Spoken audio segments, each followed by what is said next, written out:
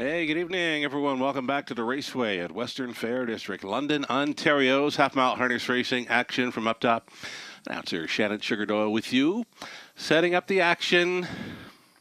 5 Celsius, 41 Fahrenheit, well above the freezing mark. Racing officials say track condition rated good to begin this evening's race card. Had a little weather today, still mild, of course, and a few showers throughout the day, so messing with the track just a little bit. Good track condition to start things off. Program changes coming right up. Stand by.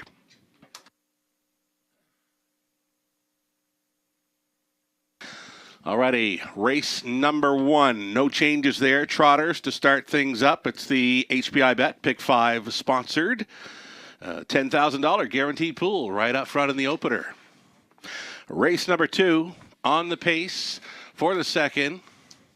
Driver TBA on 3 Macaloo. Number 6, Wiggy's got a line from New Year's Eve, Flamborough, finishing second. Ryan DeRoche was driving 2, 3, and 3. I can update you on that driver for Macaloo. It will be Jay Harris. Jay Harris will now be driving number 3 Macaloo in the second. Races 3 through 7, no changes. Again, races 3 through 7, there are no changes. Bringing us over to race number 8. 8th race, start of a pick 3 play. Number 2, Sexy Playmate, switching to the open bridle. Race 9 in the 9th race. No changes there, no changes in the 10th. If it sounds like I'm out of breath, I probably am. I just did a little run back and forth to the paddock. Vibes are pretty good down around there. And best of luck to all the horse people competing on this evening's race car. We're now 9 minutes away from race number 1 of 10. We're coming in hot. Over $500,000 wagered on our 9 race card on Monday evening. Here's our Tuesday card coming up. We've got Robert Reed Jr. standing by for some bantering, commentary, ticket ideas, selections, and a whole lot more. Lots more to come on our Tuesday night broadcast. Stick around. We'll take a short break.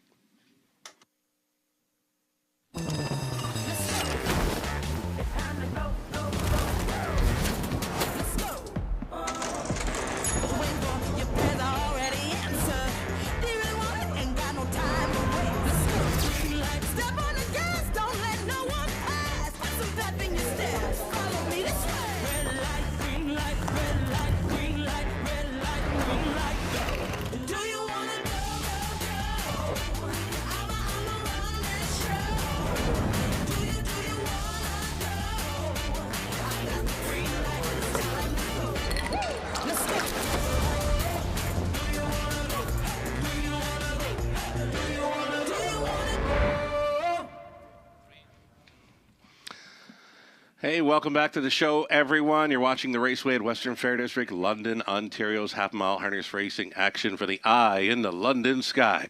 Sugardoyle with you, and joining us for the broadcast, our friend of the show, of course. Happy New Year, Robert Reed Jr. Okay, well, the guys are telling me just not quite yet. He's just on standby. But anyway, Robert is going to be joining us for the show as we get set to kick off a 10-race card. As mentioned, we are coming in hot. I am coming in hot. It feels like I've got a bit of a sweat going on here, running back and forth to the paddock. And I guess Robert is ready to go here. And for Robert Reed Jr., again, Happy New Year, pal. Great to have you on board again as we coast into 2023. I mentioned getting down to the paddock, Robert. Greg Blanchard has come back on board. He's our now a director of equine programming. Made it down to the paddock with Greg, and we were able to present Jay Harris with his 2,000 career victory sign, and Jay was kind of pumped about that, and we were as well. We were hoping he'd get that 2,000 here, but you know what? Did it at Flamborough. That's fine. We had a sign waiting for him here tonight, and it's great to see him on board. Great to have Greg back on board as well. Oh, that's great news all around, right? Listen, that's a big milestone, right? Sure is. 2,000 victories, and great to have Greg back. I mean, I get to work with him at Costa TV. incredible, mind in harness racing, and I marvel at how smooth he is. I always say he's the legend, Greg Blanchard. He's very smooth, very easy to listen to on broadcasting, race calls, what have you, anything racing. Greg Blanchard knows what he's talking about, knows what he's doing. So great to have him back on board. We've got trotters to start up in race number 1. I know one that you're looking forward to seeing. I was looking forward to seeing in person is a little filly by the name of Sporty Lil Vixen in race number 3. I get down to look her over. We get talking about her going around the track with the low head. She's got a different kind of back. In confirmation, it does not bother her. She gets treated well. Caretaker Paige mentions she's very easy to work with, and she gets spoiled. And what a doll. I seen her walk out on track for her warm-up, and just pretty as a picture, and I took many of them. Yeah, she's absolutely gorgeous. I don't think I've seen a horse look so smooth in their lifetime debut going over a half-mile surface and win it so easily. It was in hand, right? Was it ever in doubt? Like, you just watched it, and it was just a matter of time before she went past them. And I can't wait to see what she's got in store for us tonight. Very excited about seeing her again. Right on. Mike Horner absolutely knew what he was sitting behind last start.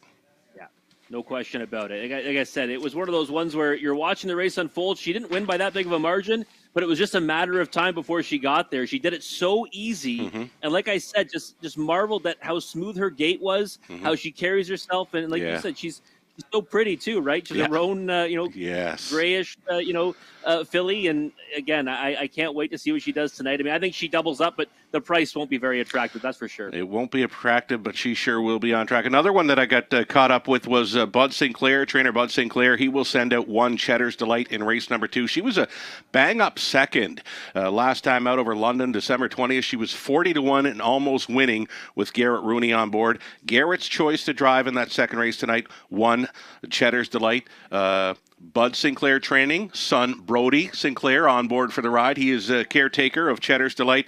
Bud is very high on this filly. Yeah, well, listen, race fantastic last time. Problem is, it'll be a fraction of the price tonight, right? Rail to work from. Right. I think it's a softer group, obviously.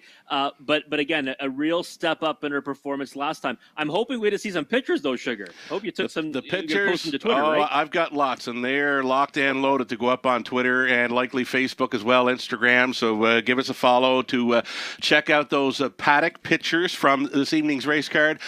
Pick 5 play right up front, race 1. Let's review some ticket ideas here. Myself. In race number 1, Rob, I spent a lot of money in this ticket because I want to hit it so bad. I've got an all-button feature there in race number 4. But to start things off, the 1 Last Shot, the 3 Charmbo Prince, even the 8 J-Port High Class, Greg Dustin on board. It's a tough spot, that trailing spot here in London, but I think Greg's liking his chances there in the opener. For me in race 2, we're using Cheddar's Delight. All she has to do is be a fraction of as good as she was last time out to win in there. Though the 5, Large on Light Speed, the next logical choice in there. For the 3rd, we'll try the 5, Sporty Little Vixen. We'll also try the 8, Kelsey, who's making her first start for trainer Cam McQueen. 4th race, nothing jumped off the page at all for me. And after seeing the tweet by trainer Stu McQueen earlier today about 3 have a connection for me, it was the all button the 4th. 5th race, we'll try 4 and 7. And that's the way I see it. Let's take a look at your selections on the Pick 5 ticket. Robert, talk it up.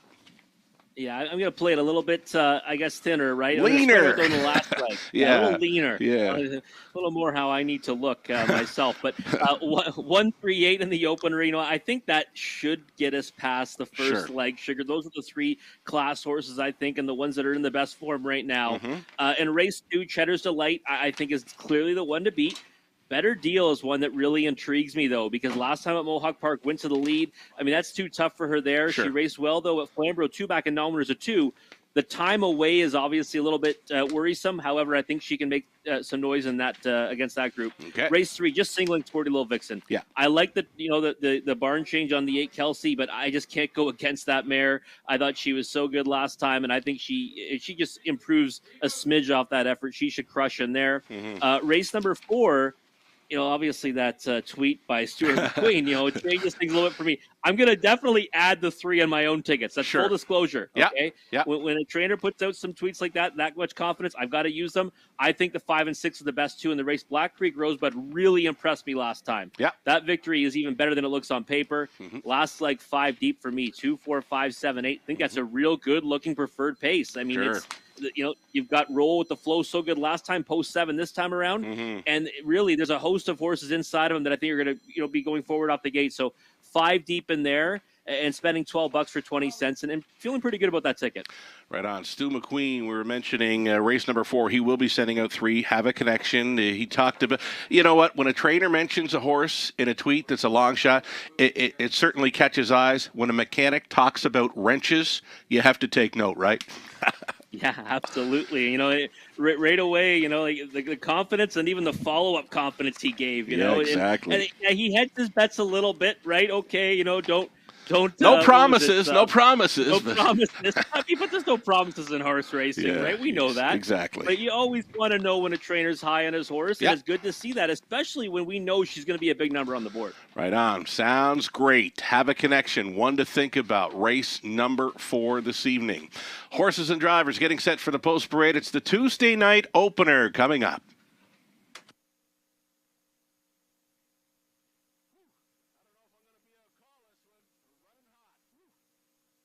All righty, here we go. The starters on track for race number 1 of 10. We got them on the trot. To start things up, number 1, Last Shot. Britt Kennedy owning and training. Garrett Rooney on board. Current favorite, number 2, Rose Run Why Not, here at 8-5. Travis Henry on board for Brian and Stuart Lawrence. Brian does the training. Charmbo Prince, number 3, Paul McKenzie for John Ryer and Randy Ryer. John trains. Zach to the max on the return. It's been a while. Megan O'Neill on the ownership line, trained by Jack Ray. Scott Ray on board. And number 5, Super T. Super T for the Yakes. John and Chris with John training. Brett McDonald up. Playful Elegant 6. Todd Abort driving for Dennis Duford. Trainers Ashley Duford. 7 outside, Timeout, Houdini, ECS Racing, LLC owning. Steve Boston's trained, Colin Kelly driven. And then the 8 J-Port High Class, Greg Dustin training and driving for Geiss Veersteeg and Ted Melchers. And that completes the field of 8 for trotters in race number 1. Again, the Exactor tries, Superfecta Daily Double, the opening leg of the popular, very popular Pick 5 play, guaranteed at $10,000.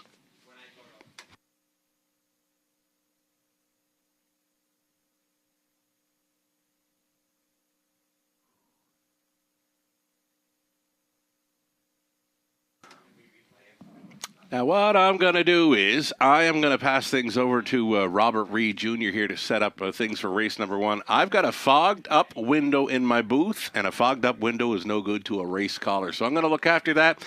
Robert Reed Jr. will look after you setting up race number 1.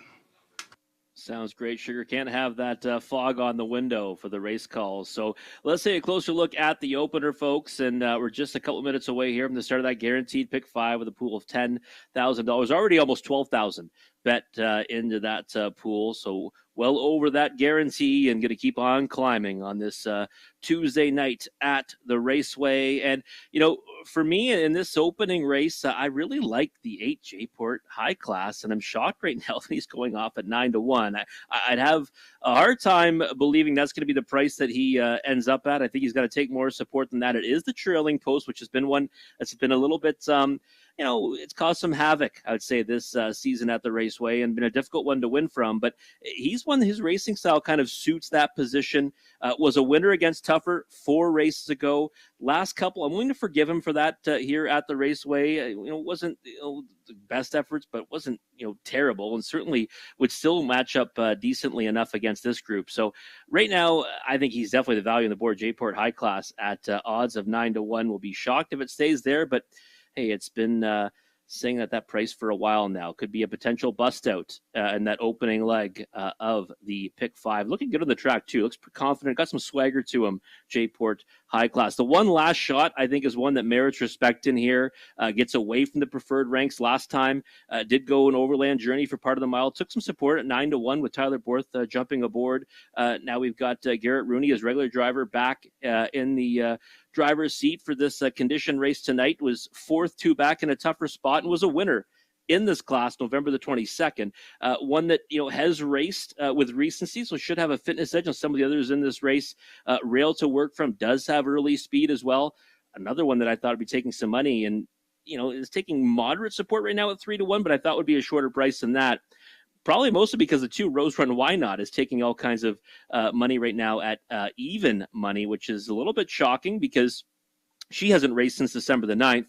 On top of that, she races against non-winners of 50,000 life in her most recent effort. She's got to face tougher horses in here, non-winners of 5,000 last 3. So I think she might be up against it in here, and that price is way too short for my liking. The other one to think about, I think, is the 3 Charmbo Prince, one that might be getting his confidence back. Got a win last time here at the Raceway. Did go off at 1-9, only got up by a slim margin in that effort. Was parked out for a long way, and non-winners of 2,500 last 3. Stepping back up in class, but surely one that can handle the bump up in classification. That's why he is 3-1. He's taken money throughout the wagering cycle. And, one that you have to think, has a big shot in here depending on the trip. I think he's probably trip dependent against these types, but from both 3, he might be able to navigate that with Paul McKenzie. So I just think the Charmbo Prince is one you've got to consider in here. I've got him on my pick 5 tickets, and 5-2 right now. He is bet down to second favoritism, but the 2 Rose Run Why Not continues to get hammered at the window, Sugar. I'm seeing that. I don't get it. I still don't get it. I mean, it's been almost a month between starts, right? Yeah, and I mean, this is tougher. There's no question about it. This is a tougher group. I mean, there's 3 horses in here that I would definitely think have been racing against significantly more difficult horses than what she's been facing. Mm-hmm. So we'll see how this plays out. See how it plays out. The horses and drivers moving in behind the gate. The gate is moving. Still time. You'd have to hurry, though.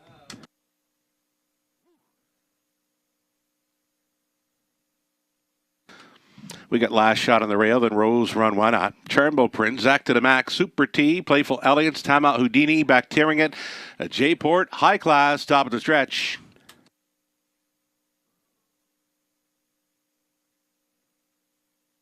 It's a Tuesday evening opener in London. Race 1 starts right now. They're off in Last Shot to grab early control here. Rose Run Why Not.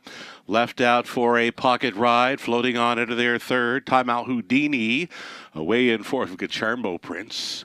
5th best away, Jayport High Class. Got away nicely from that trailing spot. Then it's back to Zach to the Max on his return. Back markers are Super T, Playful Elegance. They settled in the single file quite early here. 3-1 shot, Last Shot for Rudy in command at the quarter mile. It was 29 seconds flat. Second best continues to be Rose Run Why Not. Late action, significant late action came in on 3 Charmbo Prince. A drop to a 3-5 favorite. He's out and rolling from 4th. Moving into 3rd for McKenzie. It's going to be live cover here for Jayport High Class at a nice price. Taking a Forest City Shuffle. Time Out Houdini's now back to 5th. The gapped off 6th for the returning Zach to the Max. Super T with 1 beat and Playful Elegance. Sees them all. The half clocked up in a minute.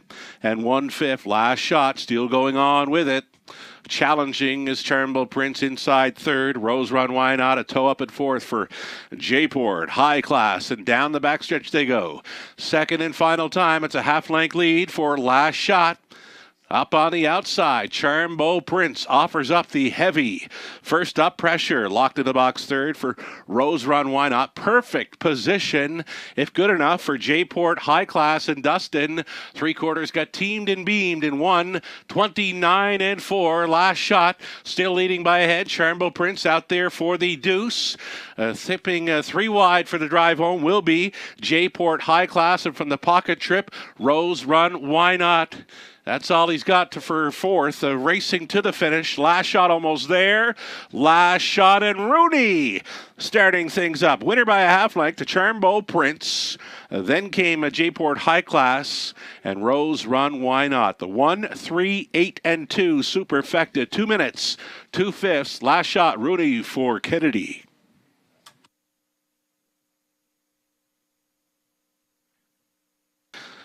How's that for an opening night handle? Race 1, just shy of $120,000 wagered. If you played into the pick 5, you get a 3-to-1 shot to start things up and a $31,000 plus pool.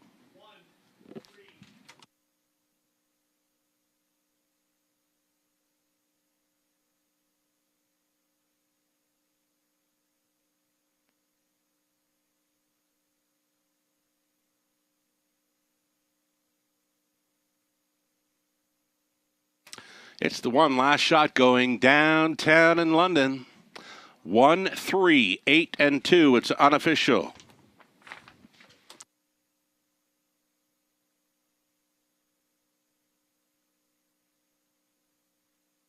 We'll offer up a shout out to Nathan Bain. He's ice cold on the Superfecta. Nathan Bain with a 1, 3, 8, and 2. Ice cold selection on the Superfecta here. Last shot, she's on her way back to meet up with owner, trainer, breeder, Britt Kennedy. Last shot, she's back for her 15th career win. Of course, her first of 2023. She's the 6-year-old daughter of Archangel out of Dream On Bernie by Burnt Hanover. Again, now a 15-time career winner for co-breeder, owner, trainer, Britt Kennedy. Garrett Rooney was on top all the way with her in 2 minutes, 2/5 over the good going. Congratulations.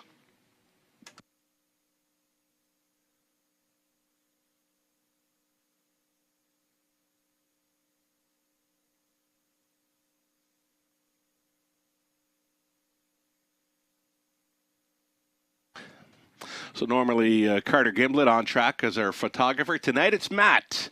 Matt has been working alongside Carter in recent weeks here at the Raceway. He will be a track photographer with us and partnering with Carter going forward. Matt and Carter handling the track photographer duties here in London.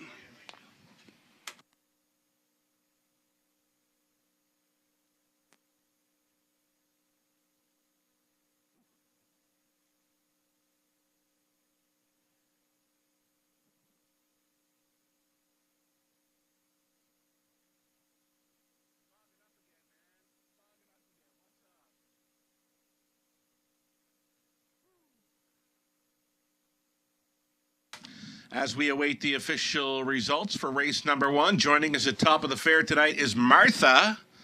And for Martha, from all your friends here at the Raceway this evening, glad you're with us tonight. Happy birthday. Happy birthday, Martha. Celebrating with the horses here at the Raceway. She's at the top of the fair tonight. Enjoy your evening, Martha, again. Happy birthday. So happy to have you with us. Race 1 is now official. Last shot paid $8.50. Exactor $15.30. Dollar try $29.80 for those 3 on a box. Excellent price. $1 Superfecta. Again, ice cold by Nathan Bain. $115 even. The rundown, last shot was a winner. Rose Run Why Not 4. Charmbo Prince 2nd. Zach to the Max was 5th. Super T 8. Playful Elegance 7. Timeout Houdini 6. J-Port High Class finishing 3rd. Fractions of 29, a minute 1/5, 129 and 4, and it was excellent rating. Driver Garrett Rooney aboard, last shot for the mile. 2 minutes, 2/5. Again, we're over the good going this evening. Top down, 142, 587, 6 and 3.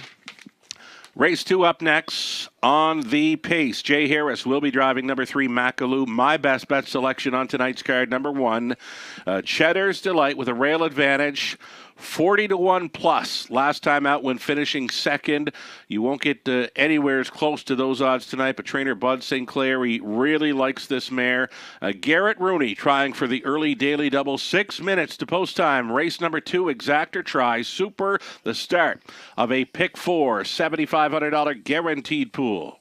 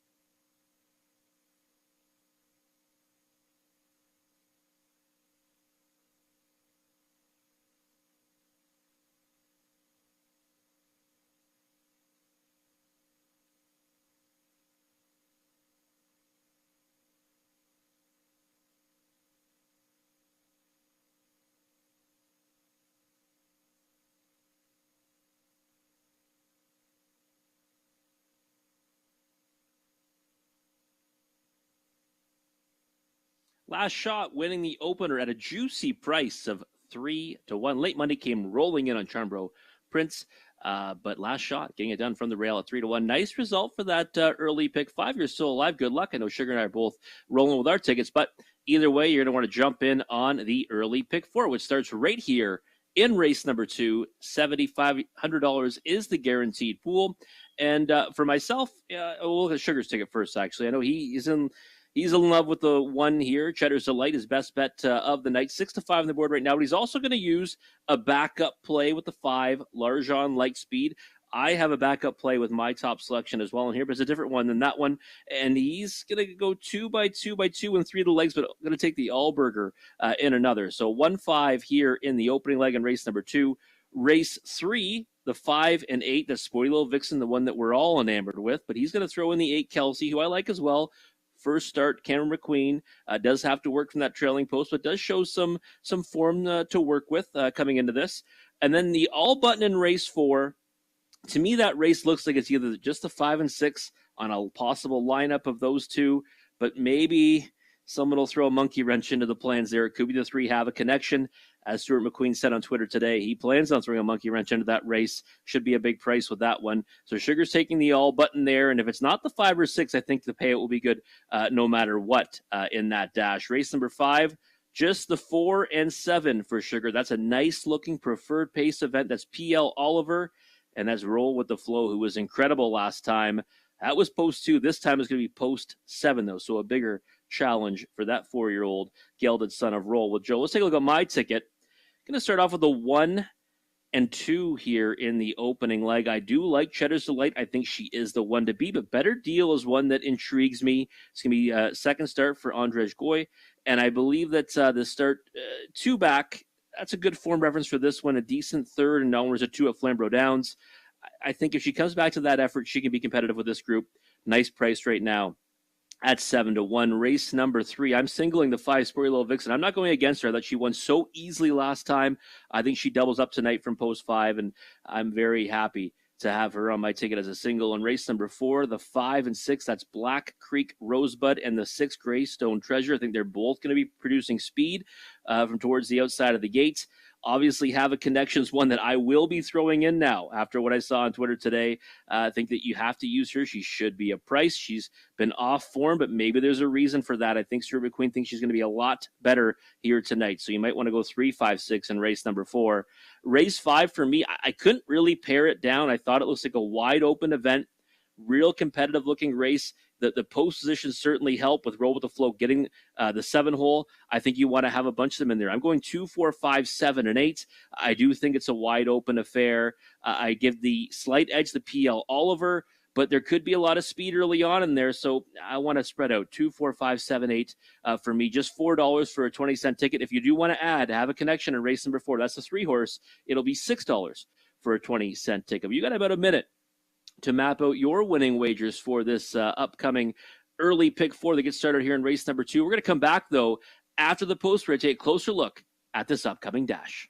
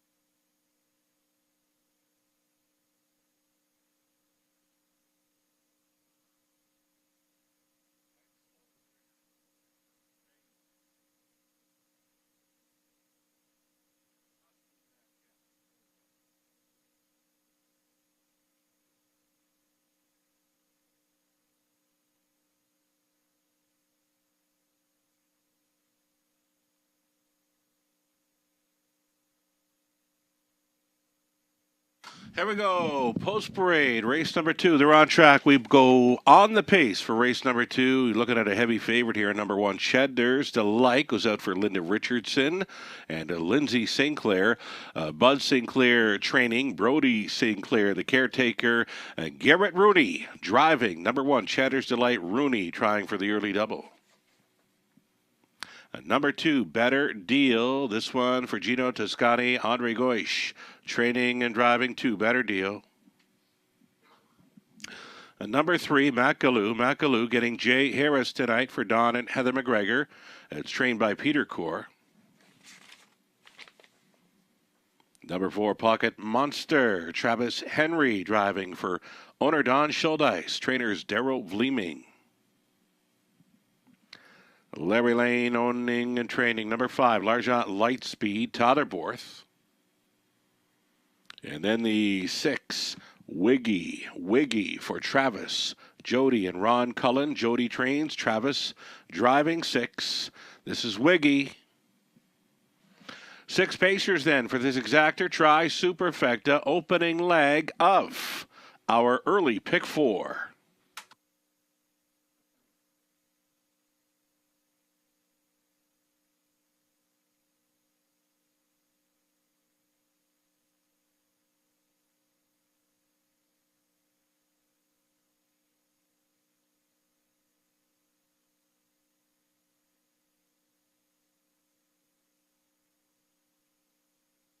Alrighty, here we are. It's race number 2. The starters are on track, following a post parade here, and surprisingly, Robert putting 2, Better Deal on top here. But you've got a story about him, I'm sure. Yeah, well, I just think that, she's one that kind of figures in here. Okay. And I know that Cheddar's, like I said, I think she's the one to beat, right? Yeah. But we know she's going to be something to 5. Right. Off that last performance. Yes. And it's one of those things where, 42 to 1 last time, yeah. 3 to 5, 4 to 5 this time. It's tough to kind of stomach that price, even though she should go out there and handle their business and get the victory. But Better Deal, to me, is intriguing, right? This is, missed a little bit of time, but this is 3rd start now out of, Andrzej Gois's barn. And I thought that 2 back, it was a good effort. That was non-winners of 2, right? At Flamborough Downs. Went a long way in the lead in that one. Ended up finishing 3rd, beating the length to Feel in Your Hands and Canvas of Stars. Both those horses would look good in here. Last time in against, significantly tougher, I think, Fiery Shadow and some others that would probably be able to handle this group. So I just looking for this one to improve. I think that she's got the early speed to do it. I think it's usually the place to be here at the Raceway, and the price should be right. And it is right now at 11 to 1. Right on. I think you might have something there. Here is the one, Cheddar's Delight. Now, she is right on the bit here for Garrett Rooney. Great job by Rooney rating last shot on that opener. That was a thing of beauty, really, to hold on in there. Rooney coming right back here, Cheddar's Delight. I got down talking to Bud Sinclair about this mare, and what a start she had last time. I did not see that one coming, but Bud said, you know what? She had every right to be in there.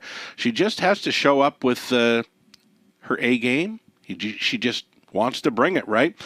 She's 0 for 11 last season, but she did have a pair of victories as a 2-year-old. Bud is pretty high on this filly. It's just what horse is going to show up more or less is what he kind of mentioned to me this evening. Well, she looks fantastic on the track. Does she ever? She looks confident. She's got her ears up. She's listening to everything that Garrett has to say to her. Yeah, look at her, right? She looks like a monster on the bit right here and now. She does. Yeah, she looks incredibly proud of herself, and I mean, she should be after that last effort. Yes. That was trailing post. A big middle half for her in that race, and I mean, if she can throw that at them tonight, I think she probably runs away with it. I do believe that, but 3 to 5, right? I mean, it's one of those ones where it's hard to, obviously get behind that on a win ticket. And I mean, we started off with a good number in the pick 5. I mean, surprisingly, in my opinion, that I didn't think last shot would pay 3 to 1. So maybe Cheddar's Delight getting down here, we're still okay, right, to skate through with some favorites. I think so. How about that handle in the opener, right? It's over 30,000 pick 5 pool and almost $120,000 wagered on race number 1. I think that's a high for our meet anyway of a race 1 opening handle. It's great to see it. I mean, listen, the card looked good tonight, right? I mean, Yeah. top to bottom, competitive racing, a nice trotting event to start us off there. And I mean, I think people have been, really chomping at the bit to play the raceway, right? We had a couple of canceled cards because of, Yeah. the Mother Nature and Yeah. track thawing out, which I know is the biggest nemesis of any racetrack operator. But yeah, no, I look at this race and I think that Cheddar's Delight won to beats. Better deals, a price play. The driver change on Makalu is really something that could throw something into this race, right? That's right. Because Jay is the type of driver that might handle Makalu very aggressively. And I know you were fond of this one when she won 2 back, and the last effort wasn't bad, Sugar. I agree. And here's the thing: Cheddar's Delight now, big trip last time, 58-4. The start before that, she's on the lead and kind of back through them. Rooney could be looking for the helmet here. It could be the 2 or 3, Makalu, to set the tempo in the early going. I'm just not sure Rooney wants this one on the point. Yeah, it's questionable, right? I mean, 2 back, like you said, stopped on the engine. So do you want to be there tonight? Her best effort came when she actually was grinding it out. So we'll see what he has in store for us. But 2-5, I mean, getting bet off the board. Is indeed. Here we go. Gates moving. It's the race 2 of a 10 race card. Up next. Still time. From the rail out, Cheddar's Delight, Garrett Rooney, Better Deal, Andre Goish, Makalu, Jay Harris, Pocket Monster, Travis Henry, Larjan Lightspeed, Tyler Borth, Wiggy, Travis Cullen, 8th out. Race 2, Pacers, pick up speed, opening leg of our early pick 4. Here they come. And away they go. Better Deal off the car first for Goish. Pocket Monster with some early speed to show second best on the outside and to race off a helmet in the early going. Cheddar's Delight has come on through for the pocket ride now on through the opening 8th. Better Deal was leading. Here comes Cheddar's Delight. Rooney elects to put her on top here prior to the quarter mile. She is very sharp tonight, this daughter. Better than Cheddar comes in off a winless season. She'll try to break that goose egg tonight. 28-1 for a fired up Cheddar's Delight. Closing up as a 2-5 favorite. Better Deal is now in second. Pocket Monster traveling third. A gapped off fourth for Makalu. Next to last was Larjan Lightspeed, and trailing in the field, Wiggy. 3/8 completion leader. Cheddar's Delight just coasting along now for Rooney. Second best continues to be Better Deal. Pocket Monster is going to travel first up for Henry. That's cover for Larjan Lightspeed. Pairing up 3 in and 3 out as they get over the half in 59-2. Cheddar's Delight onwards to the 5/8. Second best and right on the wheel now travels Pocket Monster. Pocket Monster up to challenge Cheddar's Delight. Pocket riding third. Better Deal. A second over toe up and fourth for Larjan Lightspeed. Buried fifth is Makalu. Trailing, though not out of it, is Wiggy. Up and by 3/4 they travel. Cheddar's Delight lets it out a notch. Cheddar's Delight now on top by a full length and 3/4. Out there in second, Pocket Monster. It's Better Deal sticking around there in third. Makalu holding fourth. 3 deep on the outside for Larjan Lightspeed. Trailing is Wiggy. 1/8 of a mile left to go after 3/4. 1:29 flat. She was 29-3 through the third. She is leading. She is pacing off into the night. Cheddar's Delight breaks up the goose egg. Winless last season. 1 for 1 in 2023. It's Rooney on board for Sinclair. Makalu on for a sharp deuce. Then came Better Deal and Wiggy. 1:59-2 life best. Cheddar's Delight.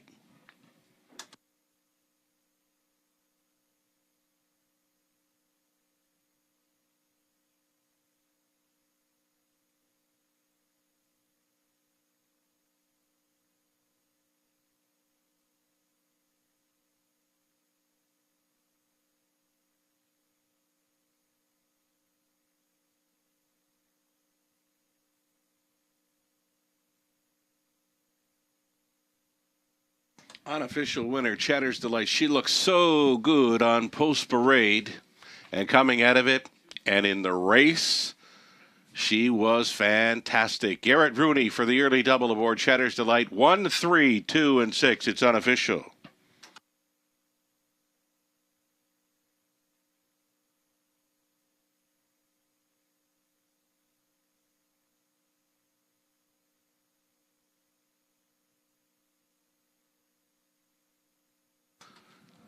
Some of those horses just show it prior to their race that they're going to win. And Cheddar's Delight, she was showing that. She looked so good on track prior to race number 2. And here she is back a winner. It's been a long while between drinks for the mare. But Cheddar's Delight, 4-year-old bay mare by Better Than Cheddar out of Dream of Mimi by Dream Away. Owned by Linda Richardson, Lindsay Sinclair, Bud Sinclair training, Brody Sinclair winning caretaker here.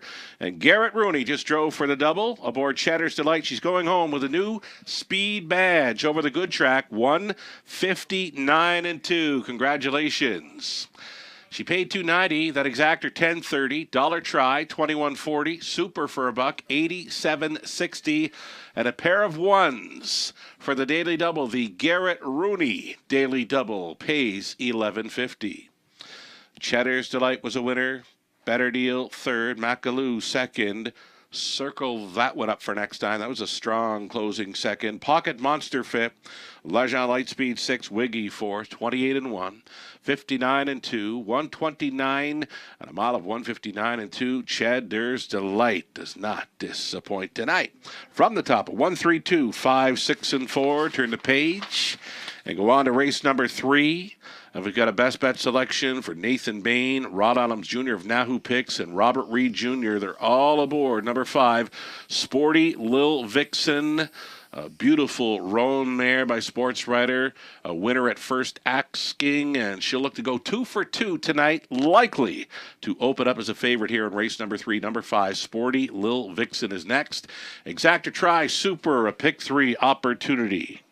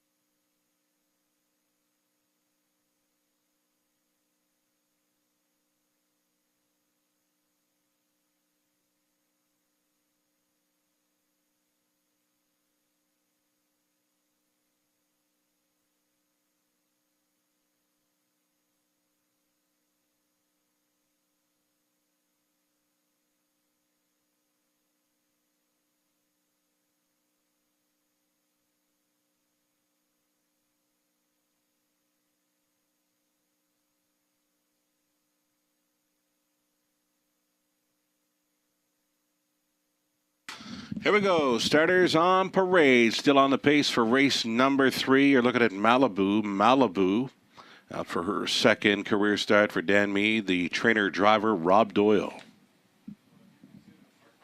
Number 2, it'll be Yoda Queen. Jamie Doig owning in training. Andy Moore is in the sulky. Keepsake out of post 3 in off the layoff here for Ralph Jardine. Tamara Vanderweel. It's Kyle Boston's condition. Jason Ryan driven. Superior Rose 4. This one with the second career start for William Brown, Brenda DeRibble, Braden Reibeling, training and driving. At number 5, Sporty Lil Vixen. This one for Doug Wilson, Mark Horner, Mike Horner, training and driving as this Roan daughter of a sports writer will look to go 2 for 2 tonight. She is as pretty as a picture. Number 6, Rockabilly Heidi going out for Glenview Livestock Limited, trained by Lacey McCabe. Jay Harris on board. 7 outside, Mist Ember. Second career start for this one, owned and trained by John Pentland Totterborth. And a trail out, number 8 is Kelsey, now owned by Cam McQueen and Paige Vandale Pipers. It's Cam doing the training. Travis Cullen on board to drive number 8, Kelsey. Those are your starters. 8 pacing. Fillies and mares for an exactor try. Superfecta pick 3 opportunity right here.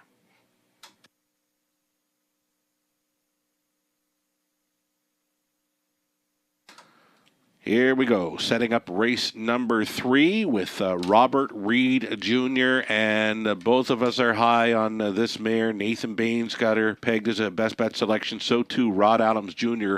of NahooPicks.com. In just one start, she has made a believer in many. Yeah, she's got a lot of fans. I mean, partly because she's such a pretty-looking mare out there. Oh, wow. She really is. Those pictures you put on Twitter, Sugar, I mean, just gorgeous. Yes. And I love the way she carries herself. You know, even, another pre-race appearance where she looks so professional out there, right? For a horse that's making her second start. No question that Mike Horner sends them out ready to go, right? Because, I mean, she's very comfortable with her surroundings. And that's not something that's, the usual with a horse just making the second start of her career. Here's the thing. When you mentioned Horner puts them on track, they're ready to go. Like, I mean, he's had a few of my favorites over the years. Pinky Tuscadero, loved her. The Joy Luck Club, they both began their careers here in London. And here is what could be another really, really nice mare. Love the way she carries herself. Low head. She's got a different kind of back that they do mention. Different than a lot of horses. It's but it does not bother her. Caretaker Paige, she mentioned she's well looked after, gets spoiled quite a bit, a few hand massages. Look at her right here and now. Isn't that something? Yeah, she looks incredible. I mean, it kind of reminds me of like a small thoroughbred out there. Just the way she kind of so has stylish. Her head in. Yeah, and she looks just unbelievable on the track right now. 3 to 5. I mean, no surprise, right? I mean, she won so easily last time. Right. It was only on the margin in the program, but we both saw it. It was as easy as pie. And I mean, the trip wasn't, one that you necessarily think that a horse making her first career start would like to go, but she did it, with comfort and ease. And I think she doubles up here. Definitely odds on favorite come post time. Some horses just show it on parade and coming out of it. Like, look at Cheddar Delight, that last race. I mean, she's going home with a new life mark of 59-2 over this good going. Incredible. Yeah, and I was talking about, looking for a price against her, but as I was seeing her on the track, I was like, this is probably a mistake. Yeah, we were both looking at her and saying, they're not beating this one tonight. There's no shot. No, she looked incredible out there, and Sporty Little Vixen looks great as well. And I mean, listen, if you don't want to take the 3 to 5, which I mean, when you're betting on horses, usually that's a recipe for longevity, betting against favorites like this. But Kelsey's one that you've got to give a long look to, right? Barn change, reason to improve. Over 14 last season.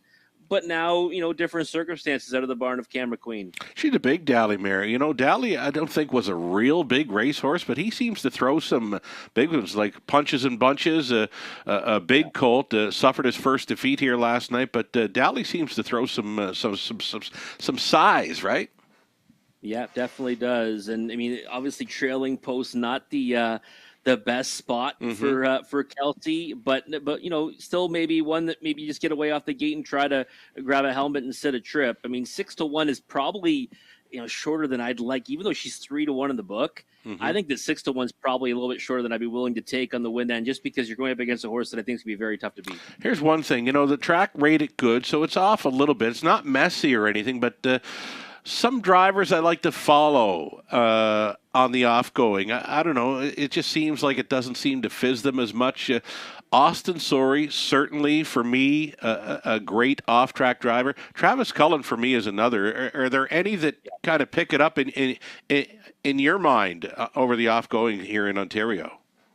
Yeah, I would say Travis is one of them. You know what you're looking for when it's an off-going is aggression, right? I mean, you want to see an aggressive driver. So even, Jay is one. Jay Harris is someone that I'm willing to back on an off-track because he's usually going to point them forward, which he's probably doing here with Rockabilly Heidi, right? 7-2 on the board, but that break last time is a little bit concerning for me. Okay, so here we go then. It's the 3rd of 10 in London, moving in behind the gate. It's moving 2-5. Well supported here, number 5, Sporty Lil Vixen. Here we go. Malibu's on the rail, then Yoda Queen, a Keepsake, a Superior Rose, then Sporty Lil Vixen, Rockabilly Heidi, then Mist Amber for 7 across. 1 late, that is Kelsey. Kelsey in the back tier spot, top of the stretch. Pacing. Fillies and mares are picking up speed. Here they come. They're off and marching off the car. Mist Amber in her second career start going directly to the top. Superior Rose left out for second, floating on into their third. Sporty Lil Vixen for Horner. She's going to tuck in to race on the pylons at a third. 4th best away for Yoda Queen. 5th is Keepsake up on the outside in 6th. Kelsey not taking a seat. Travis Cullen pointing that one towards the leaders. Going in through the backfield was Keepsake. Then next to last was Malibu trailing the field. Rockabilly Heidi got away cleanly. Right lining from 3rd. Moving into 2nd. Taking control into turn number 2. It's their own Sporty Lil Vixen. And Horner wanted her on top. He's got her there now. And at 1-5, she has set the table here. Second best, Mist Amber, continuing 3rd. Down in front of us, Superior Rose, back out and rolling. Kelsey again, rushing and brushing here. Kelsey up against Sporty Lil Vixen by the half, 103-2, followed up the quarter of 31-2. Kelsey did take control. Sporty Lil Vixen measuring this one up in the second now. 3rd still is Mist Amber. 4th, Superior Rose. Then it's back to Keepsake. Underway off the back end. A Rockabilly Heidi. Back markers are Yoda Queen and a Malibu down the backstretch. And they're going some now. It's Kelsey. Kelsey on top by a length and a half. Second best and under tight lines there. Sporty Lil Vixen. 132-3. 29-1 over the good going through that 3rd frame. And Kelsey, she's got company. And this is Sporty Lil Vixen up on the outside to look this leader in the eye and likely go by. Out and rolling 3rd again for Mist Amber, holding down 4th. Superior Rose through the stretch and to the mile. It's Sporty Lil Vixen rushing though. Mist Amber just missed against Sporty Lil Vixen. So there you have it. A 1-5. Sporty Lil Vixen was holding off the 7 Mist Amber. Sporty Lil Vixen remaining perfect in her young career. She wins tonight 2-3.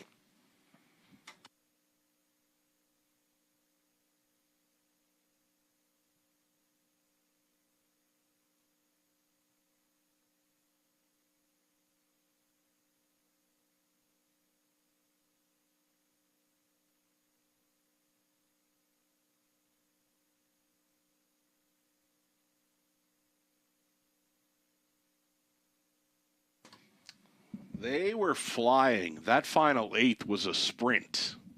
Holding on, Sporty Lil Vixen Missed Amber finishing second. The 8 Kelsey third. Number 4 Superior Rose finishing fourth. 5, 7, 8, and 4. Sporty Lil Vixen wins that final 8th sprint in race number 3.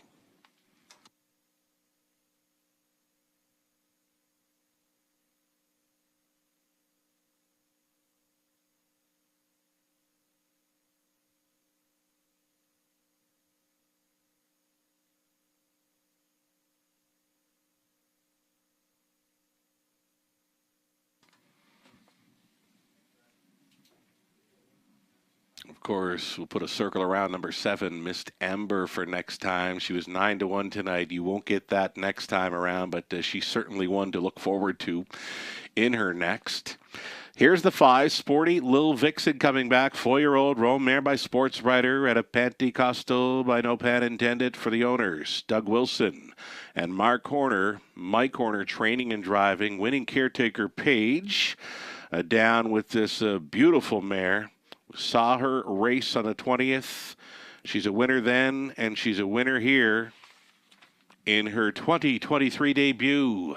Sporty Lil Vixen living up to the hype here at 1-5. Congratulations.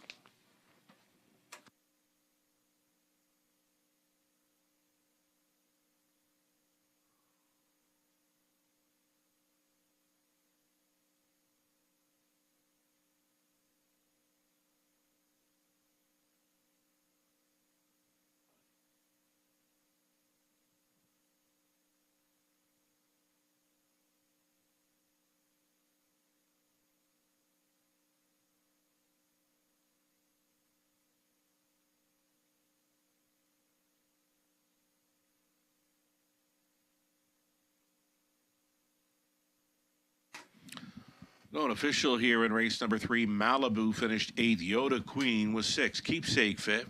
Superior Rose for Sporty Lil Vixen, a winner now 2 for 2. Rockabilly Heidi 7th. Missed Amber was 2nd. Kelsey finished 3rd. Mod of 202 and 3. Sporty Lil Vixen remaining perfect. Going into 2023, the top down reading in 865-41-723. 270 to win. Exactor $12.70. Dollar try $15.30. Super for $1.90. $7.90. Fourth race up and coming, just 6 minutes away. Another group of pacers. Field of 8 for the Exactor try. Super, start of a daily double.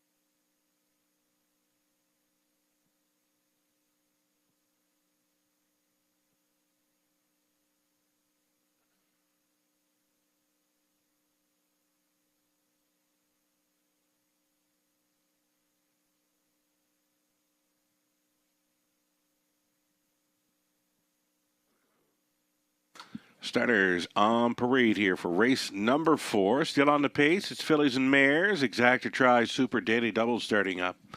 Number 1. She's a gunslinger. Goes out for James Napper. The trainers Catherine Gaudreau. Driver Dan Clements. Crystal Dragon number 2. Troy Cochran. Owning and training with Tyler Borth in the sulky.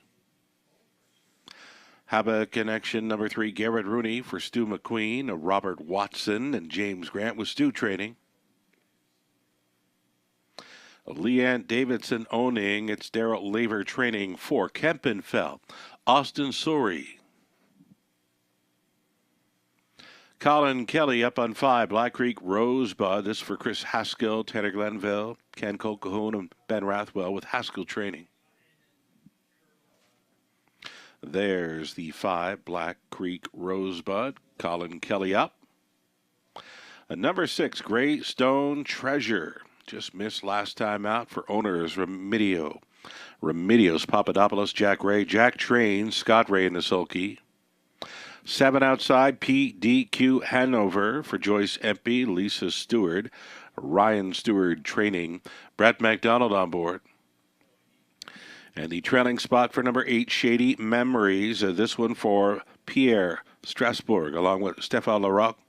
It's Doug Walters training Jason Ryan to do the driving. 8 pacers then. Group of $7,000 claimers here. It's the fillies and mares. Ford Exacta Tri Super Daily Double.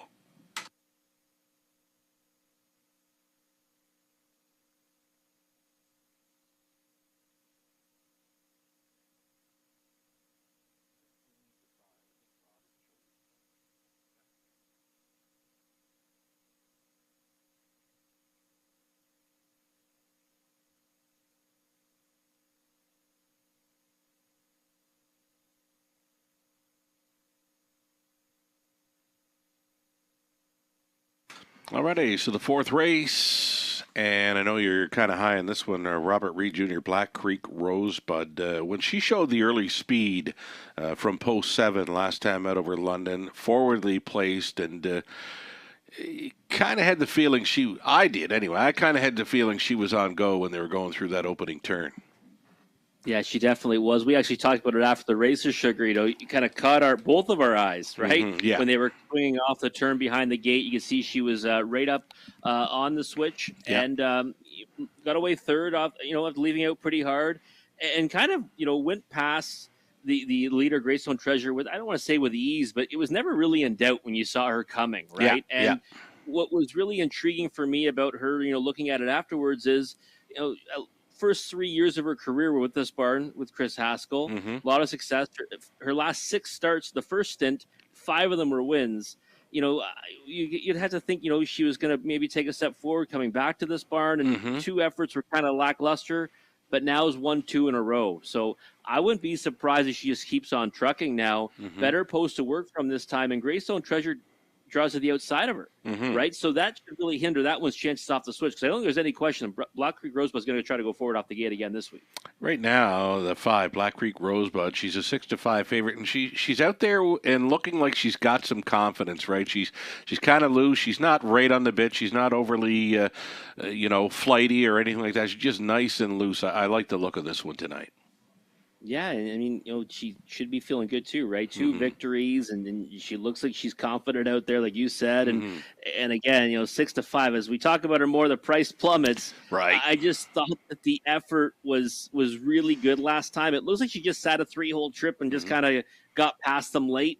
It was better than that. It really was, because she had to leave hard from the 7-hole, and she didn't have to go first up on the turn, but she still ended up having to make the equivalent of a first over move to get past that leader. Right on. It's 9-5 action currently at number 6, Greystone Treasure, who's got pegged for the deuce here, and well known around London. This mare, $50,000 plus winner in 2022. That's all right for a $7,000 claimer here in London.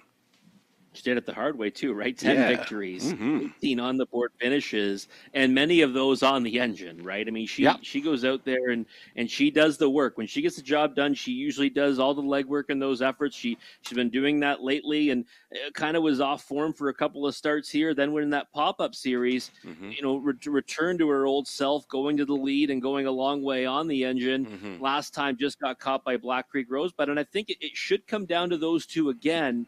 I think if you go outside those two, it's anybody's race. It really is. The rest of them, you can kind of throw a blanket over them in here. Speaking of the rest of them, it's time now to bring up number 3, Have a Connection, in that tweet from earlier today from trainer Stu McQueen. Yeah, it is. I mean, he actually mentioned me in the tweet where he said, I'm going to try to throw a monkey wrench into this pick 5. Yep. And right away I said, hey, that would make things interesting because 12-1 morning line, I think maybe playing bigger than that even in the picks. Yep. 13-1 on the board right now. Mentioned that, may have, had some issues as of late that may have kept her mind off racing. That may have explained those two efforts where she got beat by more than 20 lengths. Yep. And maybe her mind's back on business tonight. If that's the case, listen, you've got to use her in the exotics. Right, exactly. If she can get the better of this group, it makes everything pay sky high. Well, here's the thing. A trainer goes out of his way to tweet about her. Obviously, some tinkering done with her in recent last week or so. So have a connection. He doesn't promise the win, but right now I'd be thinking player in the tries and supers all day to help make it pay. You need to. And you know what? She could sit the garden spot here, too, right? If the 5 and 6 both leave out, she gets away just behind them. Who knows, right? That trip might actually work out in here. I don't think she's the type that's going to be trying to race them off the pace. Driver Garrett Rooney possibly going 3 for 3 here tonight aboard number 3, Have a Connection. And she's being let go here right now at 13-1. Here we go. She's a gunslinger. That's right, it's Mare. She's a gunslinger. Crystal Dragon, Have a Connection, then Kempenfeld, Black Creek Rosebud, Greystone Treasure, PDQ Hanover, trailing out Shady Memories. I've got it any one of 8. Top of the stretch. Picking up speed, here they come. Little steppy at the start was number 6, Greystone Treasure. They're off. Have a Connection to take them on out of there for upset specialist. Garrett Rooney's got this one on the point and quickly opens 3 full lengths on them. Have a Connection, the 25-1 long shot leader. Second best is Crystal Dragon. Parked in the early going. Third is Kempenfeld. Fourth and in for She's a Gunslinger. And outside traveling 6. Going to be a long night at the office possibly for Greystone Treasure. And a pinned in 6th for Black Creek Rosebud. So the heavy favorites away 5th and 6th in here. Next to last was Shady Memories and trailing the field. PDQ Hanover over the quarter in 28-1. Have a Connection going along unchallenged. It's Crystal Dragon racing at a second. Kempenfeld back out and rolling for Sori. Kempenfeld at 20-1 is going to challenge this long shot leader with a lap to go. Have a Connection in control. Kempenfeld third and in. Crystal Dragon fourth and wide. She's a Gunslinger. Big time value for the first 4 here as they bend towards the 5/8. Have a Connection gets them there. Kempenfeld, Crystal Dragon, fourth and wide. She's a Gunslinger, a buried 5th. Black Creek Rosebud at 3-5. 6th and wide, Greystone Treasure. Then came PDQ Hanover and 3 wide off the back end. Shady Memories circling up at 25-1. Upset in the making. You know it. 130 flat for 3/4. Have a Connection now on top by 2.5. Kempenfeld battles on for second. Again, She's a Gunslinger up on the wide side. Travels Shady Memories. Black Creek Rosebud hopelessly blocked in 4th. Into the stretch they come. Have a Connection. Have a Connection. She's gone all the way. She wanted every call. She's gotten it. Driver Garrett Rooney, the upset specialist, goes 3 for 3 thus far tonight in London. Second best was She's a Gunslinger. On for third, Shady Memories, 2-1-1.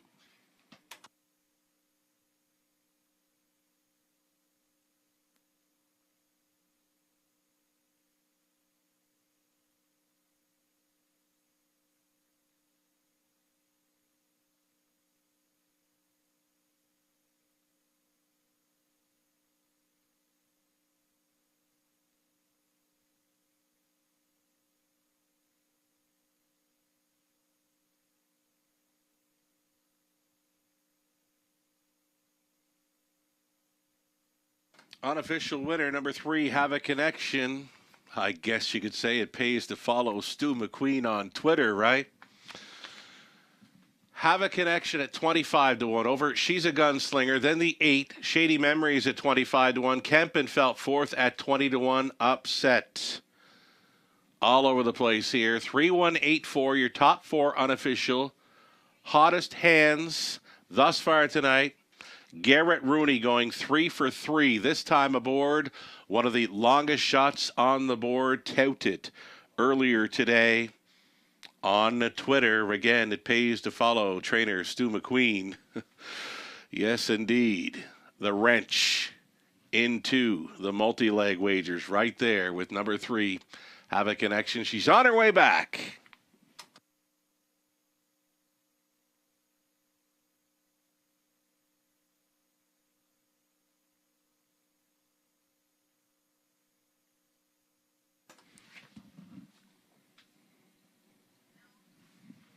Here she comes.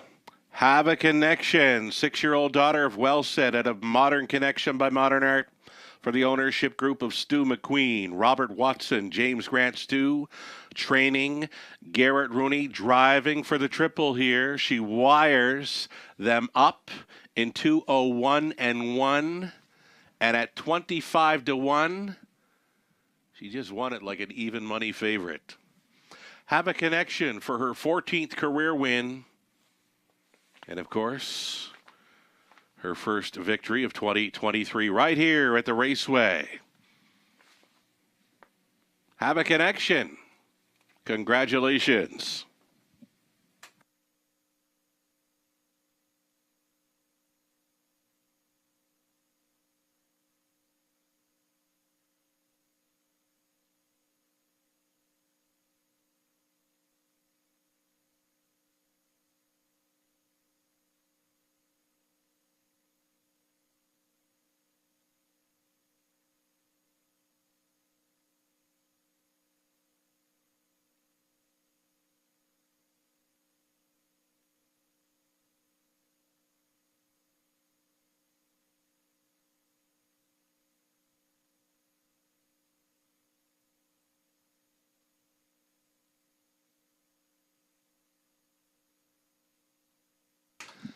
$52.70 on the nose. Have a Connection. Exactor $202.30. Dollar try $2,290.65. And how about this superfecta?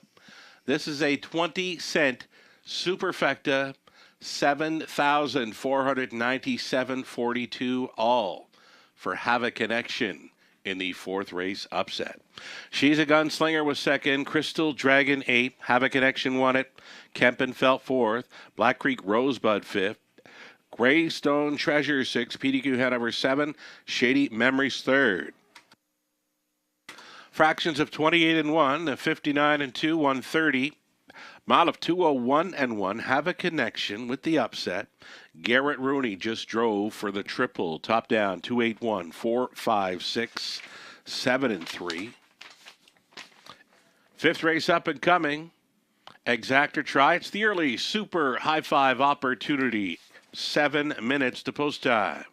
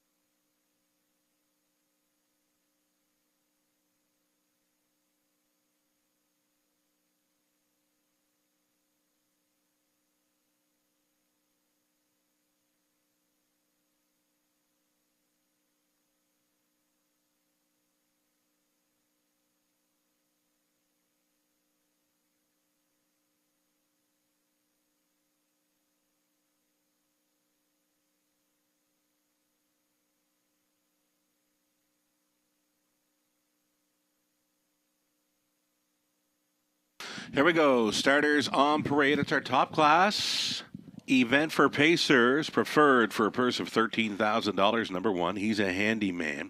Mike Horner, training and driving for owner Mark Horner.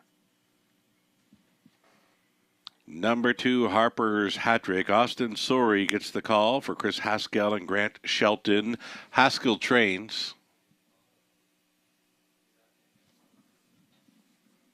Number three, Capitano Italiano, Brett MacDonald for Bruno Camagna. The trainer is Nick Camagna.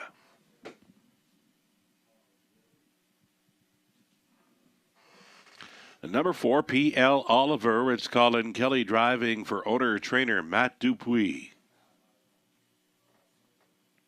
Paul Sanders owning. Jody Cullen trains number five, Clever Character.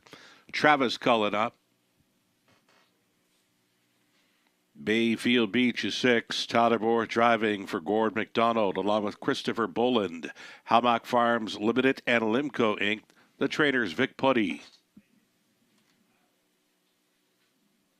Seven outside, Roll with the Flow for Hut Racing Stable, Middlebrook Racing and Blake McIntosh. Blake does the training. Travis Henry stays on the seven, Roll with the Flow. Last two victories came right here in London.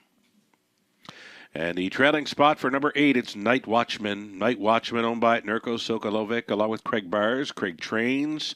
Nick Boyd is doing the driving. Those are your 8 top-class Pacers here for race number 5. Again, a $13,000 purse up for grabs.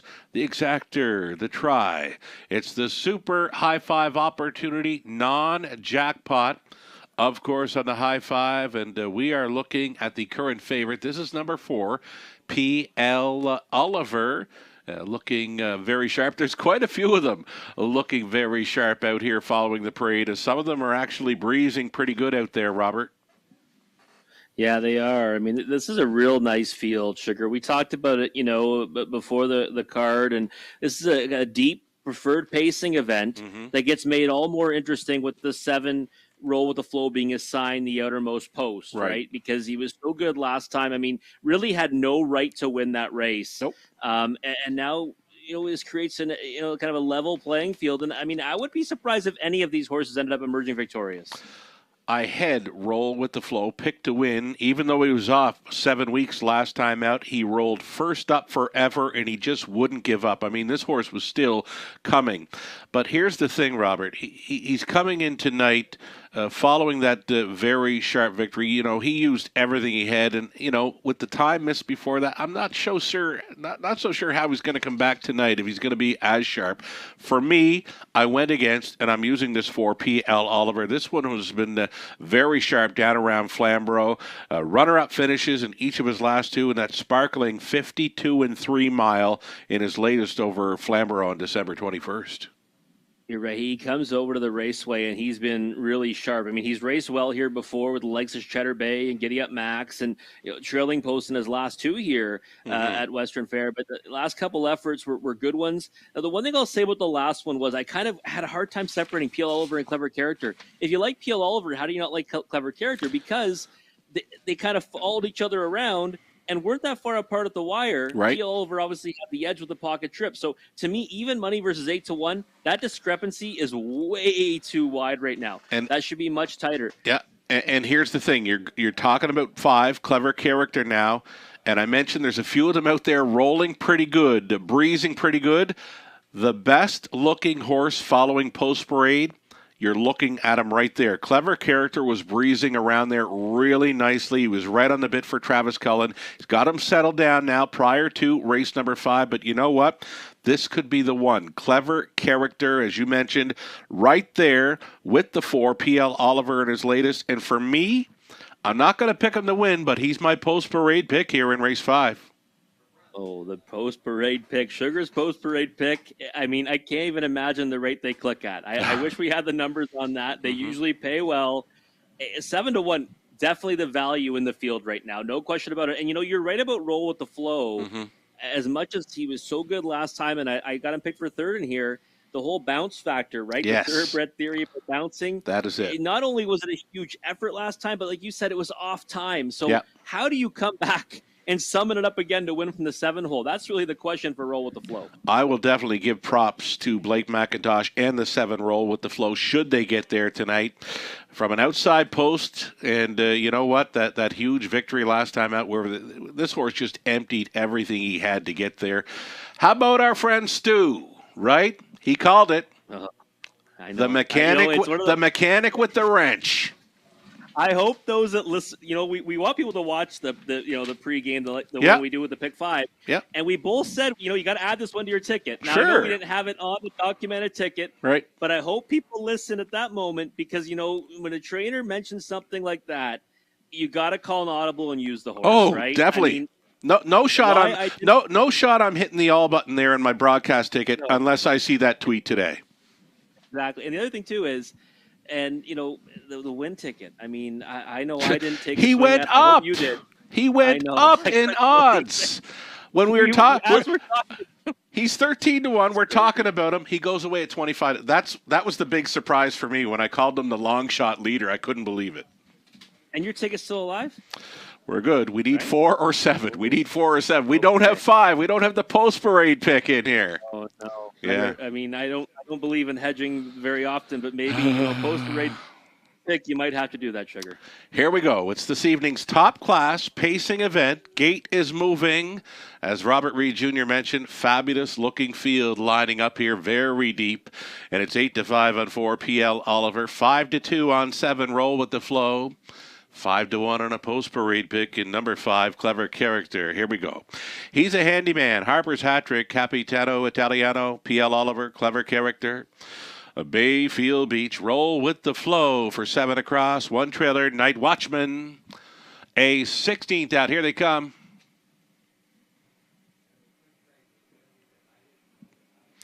They're off. It's on. P.L. Oliver out first for Kelly. Up on the outside in second. Bayfield Beach wants to be close.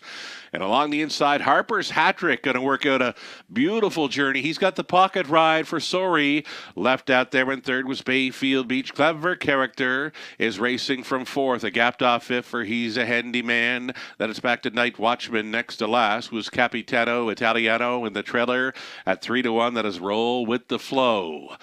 So it's 27-4 bullet quarter mile speed, courtesy of P.L. Oliver, released here as the 6-5 choice. He's on top by 2 with Harper's Hat Trick. 2-hole riding. A gapping now in third. Bayfield Beach. That's got the backfield in motion. Clever Character. Right lines to go first up here for Cullen. That's going to be live cover for Night Watchman. Also setting it up third over. There goes Capitano Italiano. He's a handyman and trailing. Roll with the Flow over the half. 57-2. P.L. Oliver still the 1. Still second. Harper's Hat Trick. Clever Character has moved into third. Fourth and in for Bayfield Beach. Fifth and wide. Night Watchman. And coming up on the outside at 6. Capitano Italiano. He's a handyman trailing, though not out of it. Roll with the Flow. Up and by 3/4, and they're smoking there in 126-2.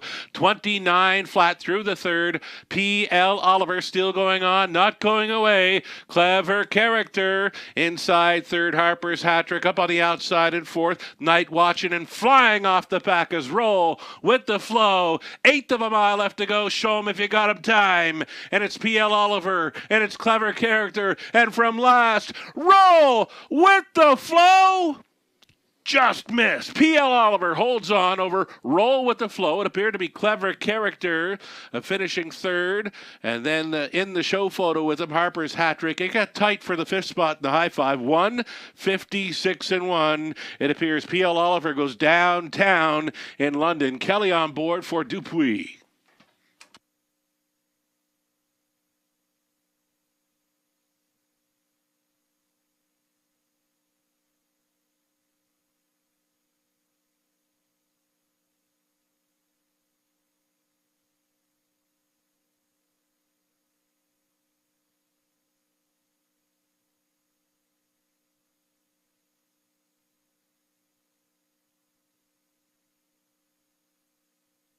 It's the 4, PL Oliver winning over 7. Roll with the flow. What a brush from last to be second best in there. Third goes to the 5, a clever character. Then fourth, number 2, Harper's Hat Trick. Fifth in the high 5, number 6, Bayfield Beach. 4, 7, 5, 2, 6 for the high 5.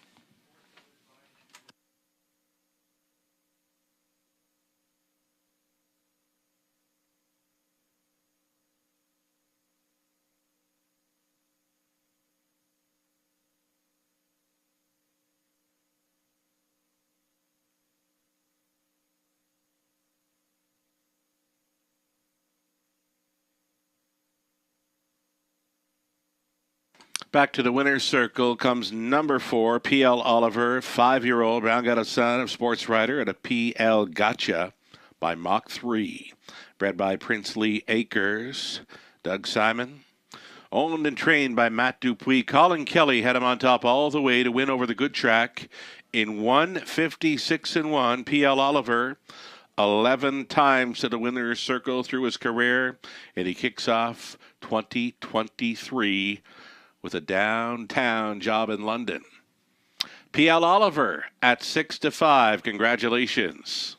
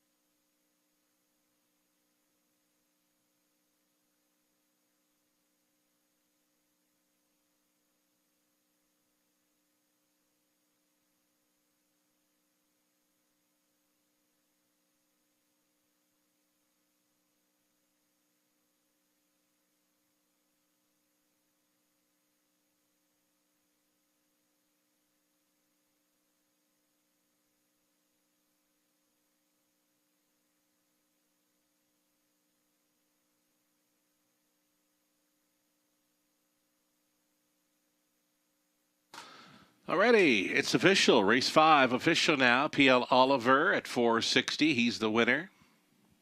Daily double on to race 5. 299.40 for that daily double. Crazy. Exactor 2080. Dollar try 45.60. The high 5 20 setter 158.01. The pick 4 on to race 5. 20 center 80.88. The pick 3 for 20 cents 64.97. The pick 5 20 center 209. For me, the best payout here in the 5th, the daily double of number 3, the trainer tout, Stu McQueen with Have a Connection, onto the favorite, PL Oliver, just shy of $300 for that daily double. Best payout of the night thus far. He's a Handyman was 8. Harper's Hat Trick 4th. Capitano Italiano 6. PL Oliver won it. Clever Character 3rd. Bayfield Beach was 5th. Roll with the Flow 2nd. Night Watchman was 7. 27-4. 57-2. 126-2. Mile of 156-1 over the good going. It was P.L. Oliver who was sitting on a win, and he got there over a fast closing. Roll with the Flow from last. Clever Character, big trap going first up for a long ways, right there with them in third. Top down, 8-4-6-1-3-5-2-7. It's the back half of this Tuesday night program set to begin on the trot for race 6 with a field of 6. Exactor, Try, Superfecta. It's the start of a pick 5 play, $5,000 guaranteed pool. 7 minutes to think about it.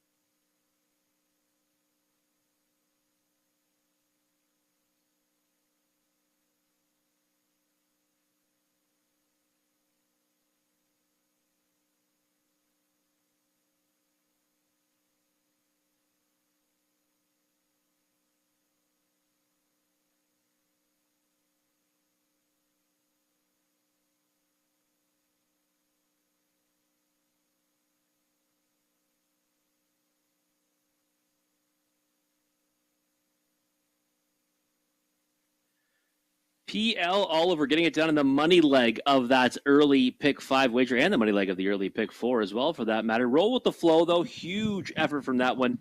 Can't wait to see that one back in to go. Monstrous effort. And hey, Sugar, Yeah. you gave out that early pick 5. A big assist to our man Stu, though. Huge no question about assist to Stu, because like I said, there's no shot I'm hitting the all button there in race 4 unless I see that tweet earlier. I mean, it's going to pay to follow Stu if he wants to come with some game like that in the weeks ahead, right? It does. Listen, I said it online. When Stu has told me to bet a horse, they usually hit it at a pretty high rate. With that one today, you look at the form and go, okay, you just got to have faith, right? Yeah. And the trainer saying, I think the horse will be a lot better.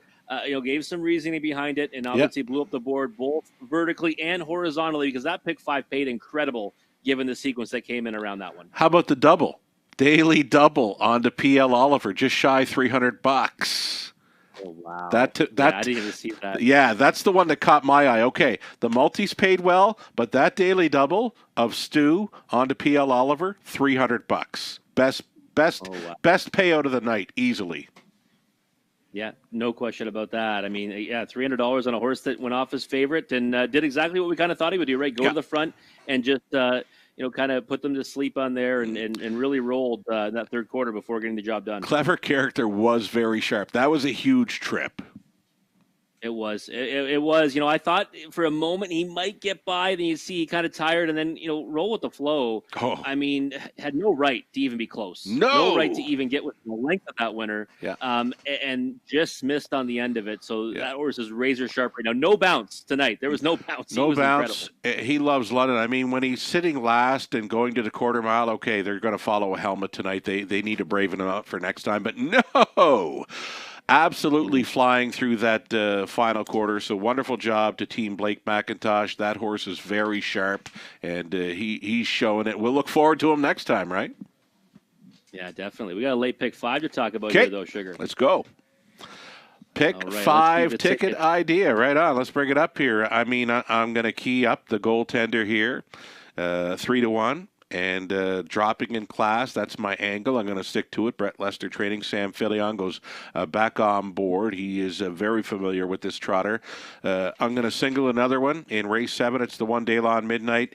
Anything close to his qualifier speed here on December 8th, and he'll get the job done. 8th race.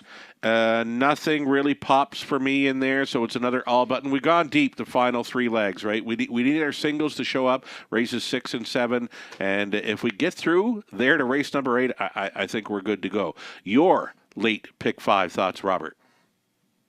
Yeah, I'm with you with goaltender. I think he's one that should be alone in here. Surprise right now at the price of 5-2. This is much easier than what he's shown he can go with in a better post and 7 hole that he had last time in a race that was won by Esquire. 1-4-5 for me in race 7. I do like Daylon Midnight. Think that the one to beat, second start back off a layoff. That's always something we look for. I think that you might want to use lots of plenty and Stars Above Olerage as well. I think they both have shown that they have some speed. They might be going forward off the gate tonight. 1, 5, 6, and 8 in race 8 for me. Yeah, kind of a tricky race because of the post positions and also PL Porsche coming back off a layoff. Yeah, I want to like Sweetest Hustle from the rail, but we know that she sometimes. Well, not sometimes. She's camera shy. We know she's camera shy, but maybe tonight could be the night that she breaks through there. 6 and 7 for me in race 9. I want to just stick with those two. Cena Magician was so good last time. I can't go against him on the win end, but a racket to me is a must use. In the finale, the 1 and 3, I like Woodmere Stella quite a bit tonight from that rail spot, but Jackie Davis, this is a real nice spot for her. Last time, tough trip against Similar. Before that, facing much tougher. I think she's the one to beat in the finale. So kind of playing it, not conservatively, but not spending too much, $9.60 for 20 cents. Right on. Wonderful job setting up our late pick 5 as we see the trotters vacating the paddock here. Current favorite, number 1, Cloud 9 Hanover, comes in off the layoff. What's it been? About 3 months. Yeah, a little more than 3 months between starts. For me, very tough.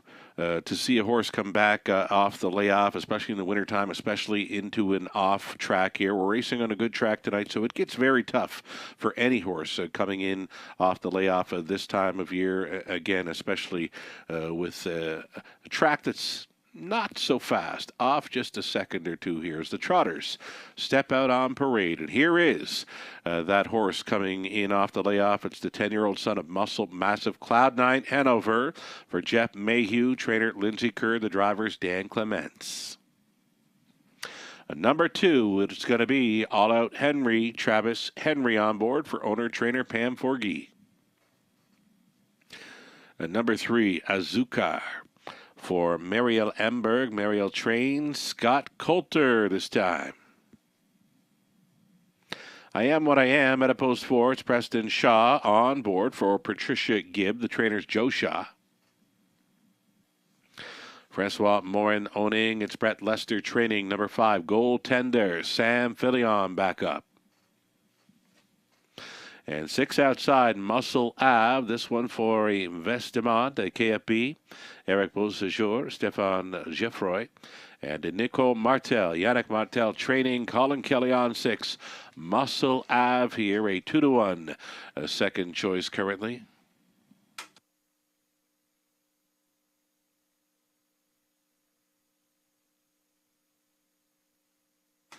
Awaiting number 6 Muscle Mass here. Or Muscle Ave, that is. My bad. Sired by Muscle Mass, right? So we've got live racing continuing tomorrow evening, another 5:50 start time, as we are now back on the 4 days per week schedule. Mondays, Tuesdays, Wednesdays, 5:50. Friday evening, still the early start at 4:50. As we get a look at number 5, this is Goaltender. A Goaltender with Sam Filion going back on board for trainer Brett Lester. This one finding a much easier spot. This is a big class drop for this trotter, Robert. It might not look that way on paper necessarily, because I mean, obviously there's some horses in here that I think are pretty decent for the class. But Goaltender last time, no chance in the 7 hole, and non-winners of 4,500 last 3. Right. This time you can cut it in half for the earnings last 3.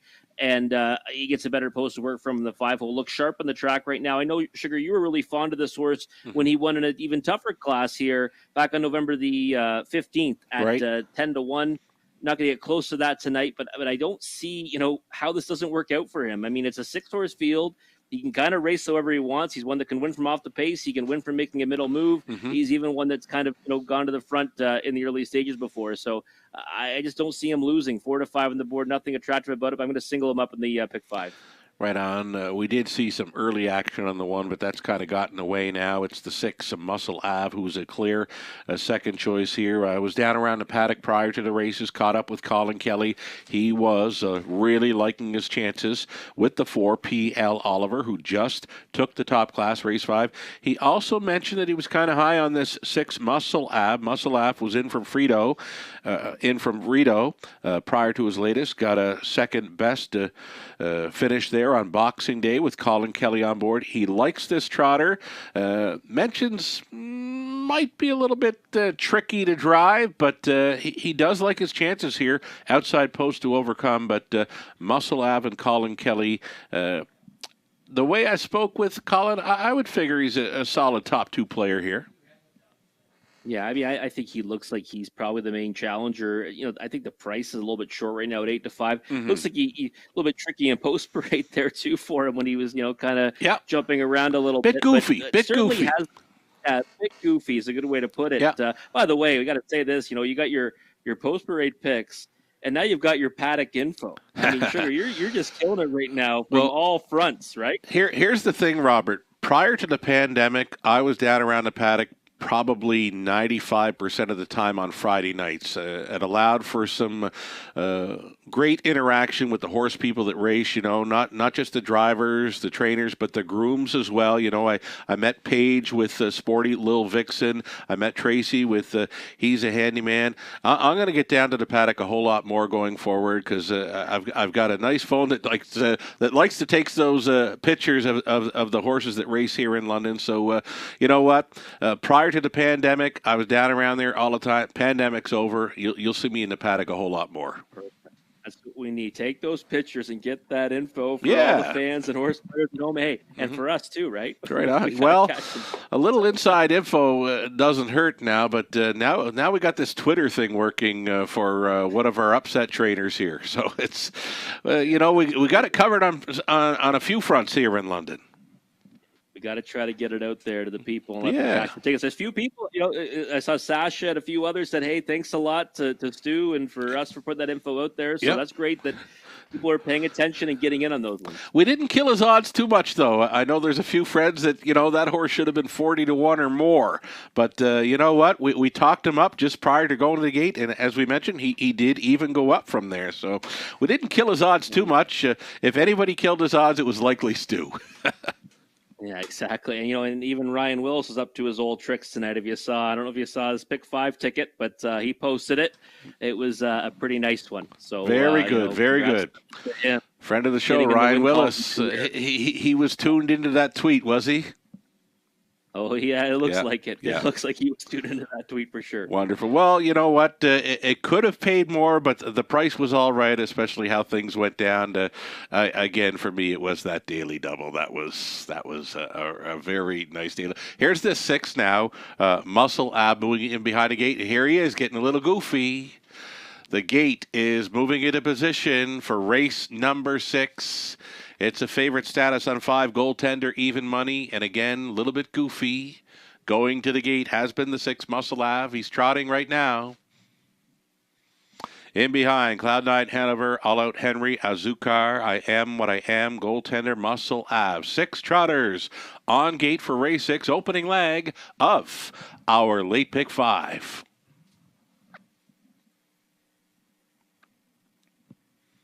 Here's your trotters. 6 of them picking up speed. Here they come. And away they go. First to show, I Am What I Am. Up on the outside, Muscle Ab is in play. Cloud9 Hanover trotting from 3rd.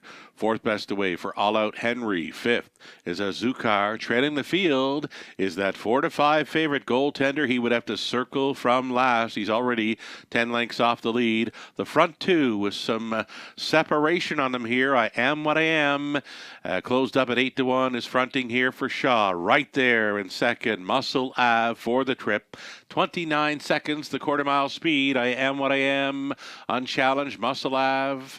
Pocket riding. 3rd is Cloud9 Hanover. 4th best away for All Out Henry. Then in 5th is Azukar. And treading still the favorite, goaltender, with a decision to make right about now. He's moved to the outside now as they come down in front of us. And it's still I Am What I Am, and still Muscle Ave in 2nd. 3rd, though gapping slightly, Cloud9 Hanover up on the outside, and soon to be 4th, goaltender. 5th and in, it's going to be All Out Henry, and trailing now is Azukar, 59-3. Halftime speed, and goaltender has jumped it off. A rare break for the favorite goaltender. He went to the gallop at the 5/8, so down the backside they go. I Am What I Am, being asked by Shaw, leads by a length and a half. Muscle Ave tripping out here in 2nd, holding down 3rd. Cloud9 Hanover switching outside in 4th. All Out Henry, Azukar is with them in 5th. Well back and out of it, and on the gallop again is goaltender. 129-4 for 3/4, chased up for the final 8th skirmish. I Am What I Am and Muscle Ave. These two are going to hook up. Well back in 3rd, Cloud9 Hanover challenging for the show dough. All Out Henry, all out for the victory. I Am What I Am. Muscle Ave with one final push on the outside. I Am What I Am. Preston Shaw's got him home and cooled. 2nd best was Muscle Ave. It got close for 3rd. Azukar was coming up against Cloud9 Hanover, 201-2.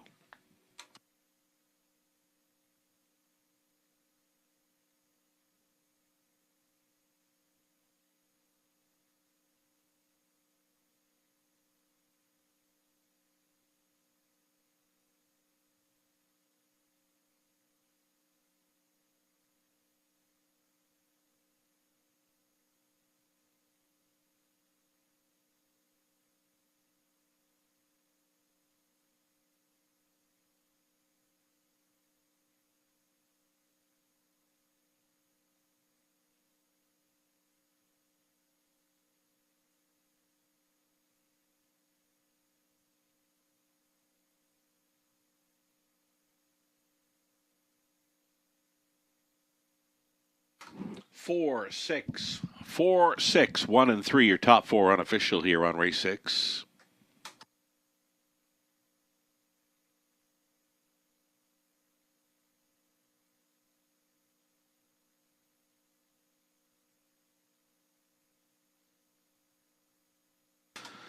Back to the winner's circle, number 4, I Am What I Am.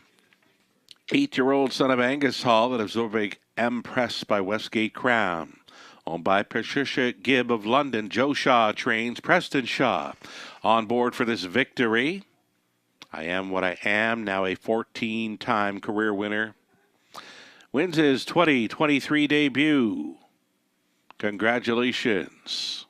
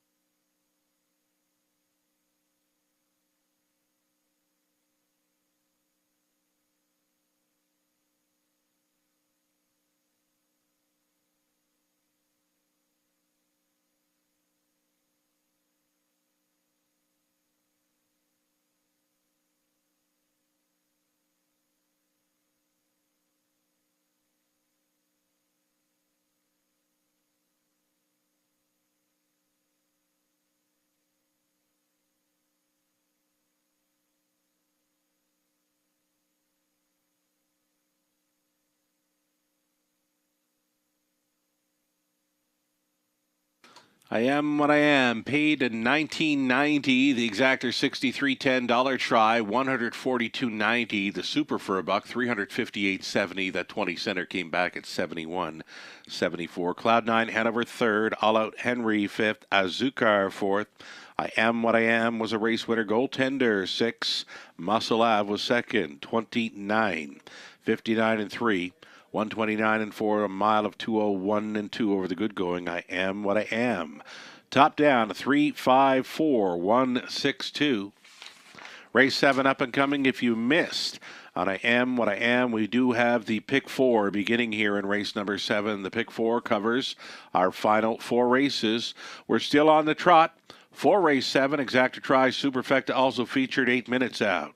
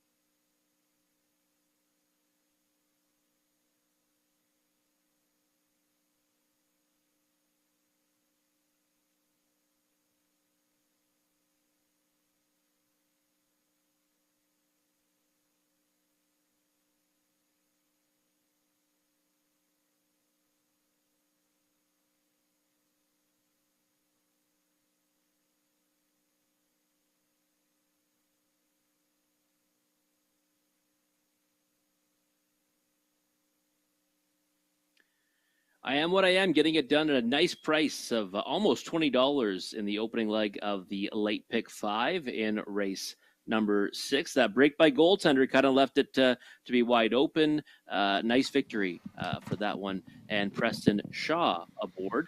Moving on now to the late pick 4. I know I'm out, so I'm looking forward to jumping in on this late pick 4 action. I couldn't find that winner. Guaranteed pool $5,000 and Sugar. You said a goaltender, an uncharacteristic break that really changed the whole complexion of the race. Oh, for sure. And I know people were piling on likely the 5 and 6 to begin that pick 5. So that horse, though, just 8-1, he plays bigger than that in that opening leg for the pick 5. Yeah, no question about it. I mean, you kind of probably singled up on goaltender a lot. You see a lot of 5s and 6s. I don't think many would go to the 4 there. So you're right. I mean, this is setting up to be a huge pick 5 ticket. And I did catch the post by Ryan Willis. Wow. That was a nice return. Didn't spend a whole lot, but you know what? Had the right numbers, and he hit it and got paid. Yeah, he doesn't usually spend a lot, but the denomination's always high, right? So, when he hits big. And tonight was one of those examples. Nice way to start off 2023 for the man I call the Wizard. Right on. Good to see, and we've had some big payouts here. I mean, that was like a $5 pick 5, I believe he was cashing in on. But you know what? We had the Superfecta here this evening, the 20 center with Stu's horse on top, $7,000 plus. And the high five last night, 7-horse field, $10,000. Yeah. Usually you see a 7-horse field and say, do I even want to play it? It can't pay anything. Yeah. I could not believe my eyes when I saw that payout. Yeah. $10,000. 7-horse field high five, just really remarkable stuff. We went through just talking about, how do you come up with that ticket? How do you come up with that ticket? 7-horse field, if you take out the 2 free-legged pacers even, box up the next 5, $24, you get $10,000. There was so many ways you could have played that race, but I believe maybe there was only one winner on that high five, and just an incredible payout. You just don't see that on 7-horse fields anywhere, really, but one popped last night here, and it wasn't, an extreme long shot winner. I think 6-1, 7-1. Logical player in there. Travis Henry was hopping on board. Miramichi David downtown, right? Yeah, I mean, it was one of those ones where afterwards it wasn't impossible. Right. Obviously, very difficult to get. Yeah. But I mean, there was ways to get it. I mean, something you would never think would pay that, right? I mean, no, never. 1,500 or 2,000, you say, well, that's a pretty good payout. 7-horse field, 10,000 just seemed like it was not even a possibility, but hey, congrats to the person who held that winning ticket. Right on. Let's talk up this late pick 4 now that we're throwing away pick 5 tickets here. Again, I'm going to stay on my single here. Singles, so they're tough sometimes, but we'll single De La Midnight. If he can get close to his qualifying speed of December 8th, this is an easier spot for him. 8th race for me is the head scratcher. I couldn't find one that was popping off the page. So for me, it's the all button. We've gone 5 deep in the 9th, 4 deep in race 10. That's my story. I'm going to stick to it. Your late pick 4, ticket ID at Robert. Let's go. I'm going to go 3 deep in the opening leg with the 1, 4, and 5. I've got no singles in this sequence. Okay. I mean, Dale Midnight is one that if I had to single, likely would have been right there with Dale Midnight. Nice price, 3-1. Yep. Race 8, the all button worked for you earlier. Maybe this is another nice spot for it because it is a tricky event, especially with the post positions and the fact that PL Porsche's returning from off time. I'd like her chances, but what is she going to do when she's coming back off a layoff, right? So I'm 4 deep with the 1, 5, 6, and 8. Outside post there too with the 5, 6. At least I got the rail spot on the trailer on the ticket. Race 9, I really like seeing the Magician again. I know the post gets more difficult, but he was so good last time. Arrakis, I think, is a must-use. Love him. Just too deep there. I think that those are the 2 you want to be on. It is the outside of the gate, but they're the best ones in the contest. And then the finale, I like the 1 and 3. Woodmere Stella is intriguing to me. Inside speed, rail to work from. Was a good second to Golden Leader last time here at the Raceway. But Jackie Davis is going to be tough to beat. If she brings her best, I don't know if they can beat her in there. Last time it was a solid effort from Post 7 at Flamborough and against similar company before that, facing obviously much, much tougher at Mohawk Park. So Jackie Davis, one that I'd have no problem with people saying they're going to single up on. All right, you've gone 4 deep in race 8. I've gone to the all button. I'm going to go on record right now as saying that is where you're going to see the biggest payout in this sequence. Your race 8 winner will be an upset winner. I'm calling it.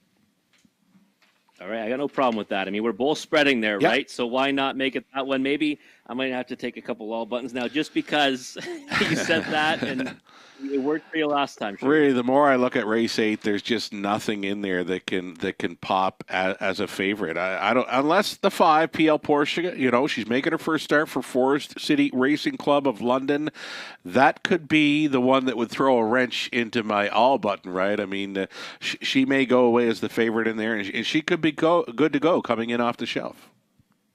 Yeah, and Royal Blush, trailing post, I'm not a big fan of a Blaine Right, McIntosh we've said that. Right, yeah. Well, really racing well. They've come to play. Yeah. It's that post 8. I got talking to driver Greg Dustin. He raced the 8-horse J-Port High Class, who I knew you were kind of high on there in the opener, and we talked about that trailing spot, especially for a trotter. He mentions, the Pacers they can corner well, and but you know what? Leaving with a trotter from post 8, Dustin mentions very tough right now in London. It's the post parade coming up here for race number 7. It's a group of trotters.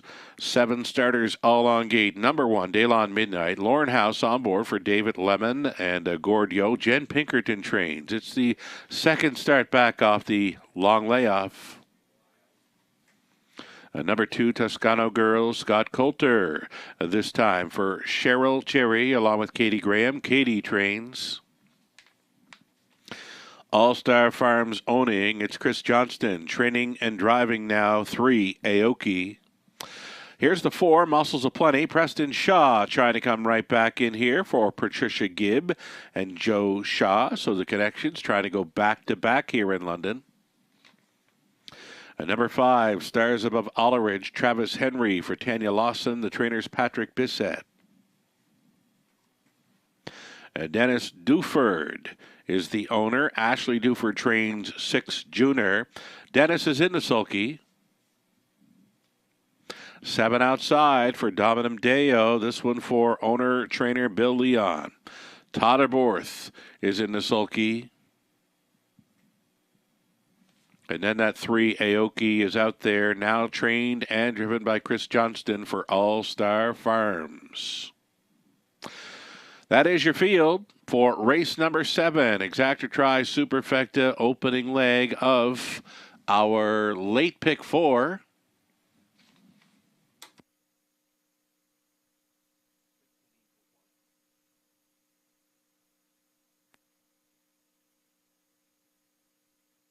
Alrighty, top selection for myself, top selection for Robert Reed Jr. It's the 7, Daylon Midnight.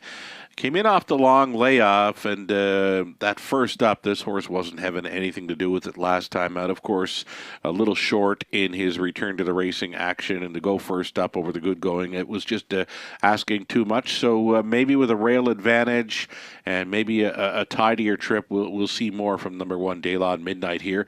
And as you mentioned, the price is right now at 3-1.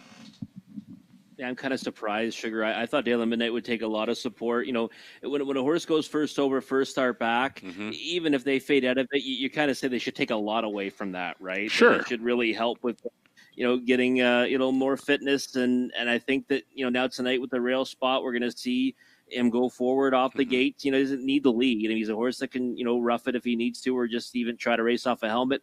Looks really sharp out there, though. Looks like that start did in the world of good. I think you nailed it there. When coming back in off the layoff and traveling first up, his lungs are going to get some good exercise there. He took some air, and you know what? He's probably race ready now off of that trip. And as you mentioned, looking very good here coming out of the parade, and still holding right now at 3-1. Daylon Midnight, the second start back off the long layoff. More to think about in here. And for a second in your selections, you've got Preston Shaw pegged with Muscles Aplenty.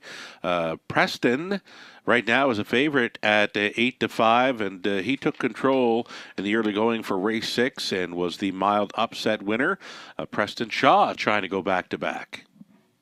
Yeah, I wouldn't be surprised too if this one has a similar game plan, right? Because Muscles of Plenty has always been a good speed type horse. You know, when she goes to the lead, she kind of swells up, or she says a trip usually that works out well for her. I mean, this is class relief for her. Just 1 for 20 last season, but she did have 8 on the board finishes, 18-time winner in her career. I mean, she's got some class in here on quite a few of these horses, anyways. And I think the price is too short right now. I mean, 8-5, not a number I could bet her to win at, but I think you do have to have her in the multis because she's dangerous here. Okay, here's the thing. I got her at 8-5 now. I could see her going away 2-1, 5-2 in here as we get closer to post time. We're inside of 2 minutes. Muscles Aplenty, last victory, gate to wire, right here in London, early May, 59-3. This is going to be. We're going to call it 5 start. 5th start back off a layoff and rounding into form is what I'm going to call it. She can get there, but you know what? As we talk about her, going even lower. So if we weren't liking the 6-5, 8-5, we're definitely not liking 4-5. No, it's too short. Yeah. I mean, again, if she's been showing a little bit more, sure, we can get there. I know that, tougher, moderate efforts, should be better tonight. But again, I think she needs to show more for me to get behind her at that price. Yeah, as I said, I was expecting her to drift up to maybe 5-2 come as they got in behind the gate, but it does not appear it's going to happen. 5-2 right now on number 1, Daylon Midnight. I can see this one dropping even further, maybe to 2-1 or 9-5. Seconds away from race number 7. It's the opening leg of a late pick 4. Any final thoughts on this one? Anything else catching your eye out there on track following the post parade? Stars Above Ulrich, I thought looked really good on the track just now. Okay. And it's interesting because this horse has been racing kind of, I'd say as a fringe player. Yes. Right? I know you've got behind this I've been chasing this one. Yeah. 0 for 26 last year, but is a 32-time winner. 5-1. I mean, this isn't an impossible spot. Just kind of depends how he gets away off the gate. If he can get forwardly placed, he's got a chance in here. I just look at it and think he's probably the value at 5-1. I can't get there at even money. Muscle Plenty. They'll eliminate at 3-1 though. That's not a bad price either. Not a bad price. And this, for me, I believe is the first time I've left Stars Above Ulrich out of my top 3 since early November. So tonight is the night he probably gets there. But here we go. Daylon Midnight on the rail, then Toscano Girl, Aoki, Muscles Aplenty's in the center, then Stars Above Ulrich, Junior, Dominum Deo for 7 trotters. All on gate, top of the stretch. 6-5 still on number 4, Muscles Aplenty. Picking up speed. Here they come. They're off, and Preston Shaw's going to send another one to the top. Muscles Aplenty going for the lead. Daylon Midnight left out for a second, way up on the outside into third. Stars Above Ulrich searching for a seat along the inside. And coming through for third was Toscano Girl. 5th and in for Aoki. Then the back markers, Dominum Deo and Junior. So loose up front. Muscles Aplenty at 3-5. She has gotten the marching orders. She's going to have them by the quarter mile in a comfortable 29-4. It's going to be the parked out trip for Stars Above Ulrich at 10-1. Has just moved on to take second. 3rd and in for Daylon Midnight. A 4th best now for Toscano Girl, staying in there 5th. Aoki getting underway from 6th. Travels Dominum Deo and a gapped off trailer in Junior. Down in front of us they travel, and still being unchallenged here at the half mile. Heavy favorite, Muscles Aplenty. She was at the half in a minute 1/5, 30-2, rated second quarter. Stars Above Ulrich is living on the outside in second. Daylon Midnight is a traveling third, though is hemmed in there. Traveling 4, Toscano Girl out there in 5th, trying to gain is Dominum Deo. Then we go back to Aoki, and still trailing is Junior. Backside, second and final time. Muscles Aplenty has been left alone throughout. Tripping out here in second, Daylon Midnight. Stars Above Alleridge hanging around there, and way up on the outside for Dominum Deo. In behind a wall in fifth. Toscano Girl, we go back to Aoki and a trailer in Junior. So they're three across, all giving chase to the pace setter, Muscles of Plenty. Daylon Midnight could use a way through after three quarters, 131 and 2. Muscles of Plenty chased up for the drive home. Here comes Daylon Midnight off the pocket ride. Daylon Midnight on the outside. Ooh, it got awfully close on the line. Too close for me to call either Daylon Midnight or Muscles of Plenty. And punching on through for third was Toscano Girl. 2:03 and 1. A picture decides race 7 in London.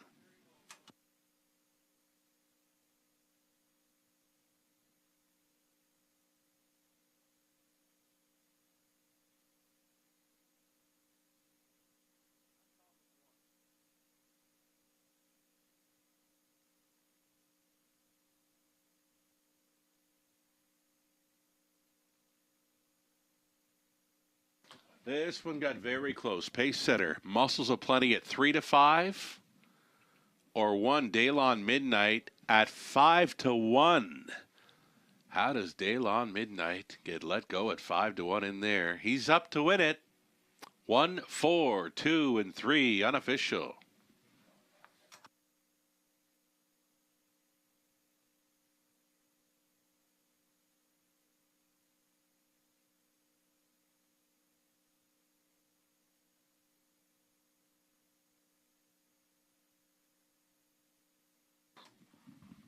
Returning for a winner's circle photo, number 1, Daylon Midnight, the 5-year-old son of Royalty for Life from the Super Pleasure Dam. Daylon Marvel, owned and bred by Dave Lemon of London, sharing ownership with Gord Yo. Jen Pinkerton condition. Lorne House driven to win. Mild upset winner here over the good going in 2:03 and 1. 7th career win, of course, first of 2023. Daylon Midnight at a juicy 5-1. Congratulations.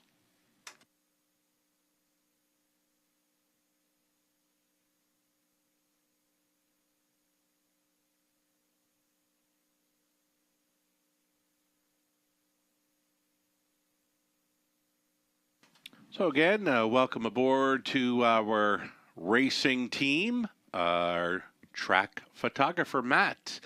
Matt is partnering up now with Carter Gimlet for our track photography. So if you happen to be looking for winner circle photos, finish photos, you can talk to Matt.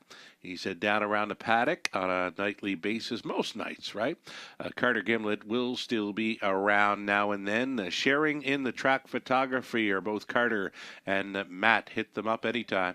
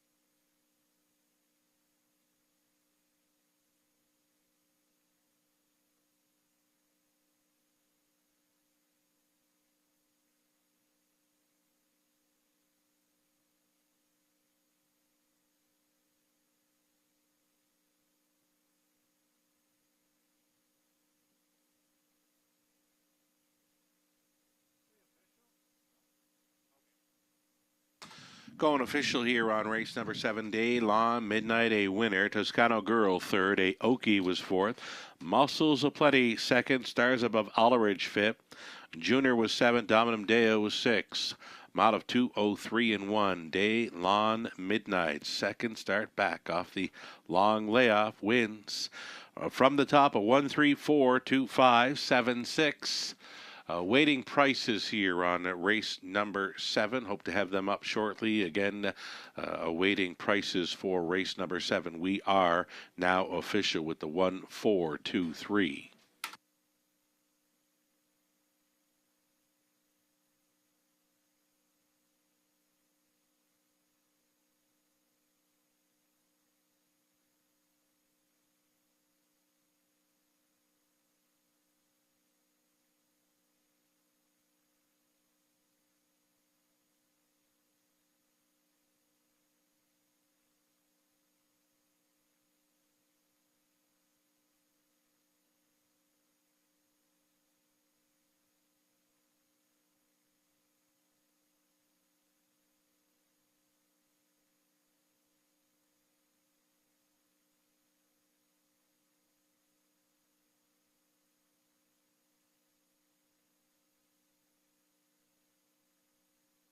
Price is posted $12 even for Daylon Midnight. That exactor came back at $22.20, and that's all right. Dollar try $20.50.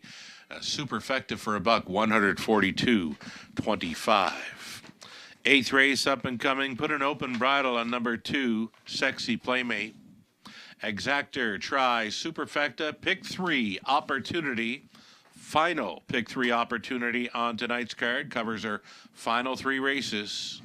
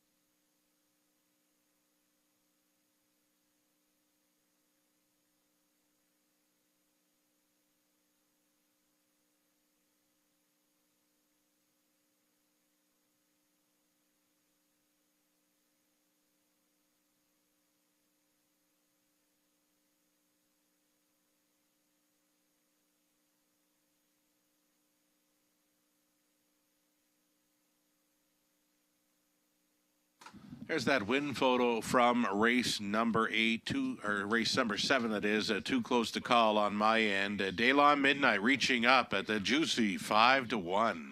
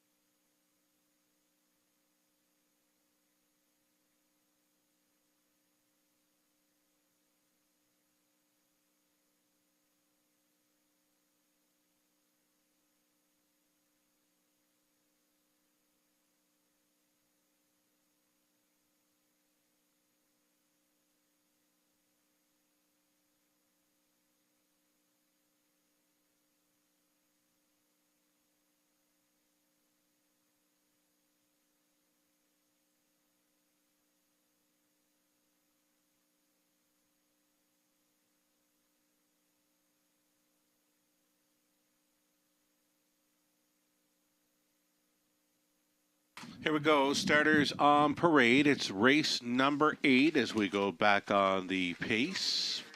It's the final pick 3 opportunity on tonight's card. 8th race Pacers features the 1 Sweetest Hustle, Brett McDonald. The call for owner Lori Keeling, the trainers Jason Libby. Sexy Playmate from Post 2. It's Jason Ryan on board for owner-trainer Kyle Bosson. Sexy Playmate switching to an open bridle here. Lady and Lace, the 3. Scott Ray drives for Marlene Marshall. Trainer is John Marshall. Steve Coulter, along with Colin Densley Burrows, sharing ownership on 4. Ace 44 Money. Steve trains Scott Coulter in the bike. Off the extended layoff, number 5, PL Porsche. Starting back, now owned by Forest City Racing Club of London. Lindsay Kerr trains Dan Clements up. Number 6, Credit Kauai for Lisa DeRoche. It's Patrick Bissett training, Travis Henry on board. Number 6, Credit Kauai.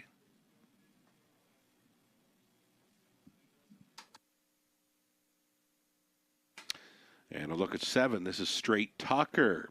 It's Doug Hastings along with Brian Daly sharing ownership. Michael Carther training.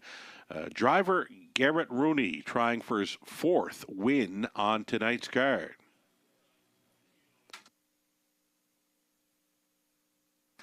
There's a look at number 8. This is Royal Blush coming out for Hut Racing Stable. Trainer Blake McIntosh. Paul McKenzie is on the lines. And the 6 is out there. There's Credit Kauai for Lisa DeRoche. Trainer Patrick Bissett. Travis Henry on board for the steer. 8 Pacers. Race 8. Exactor Tri Super Pick 3 starting up.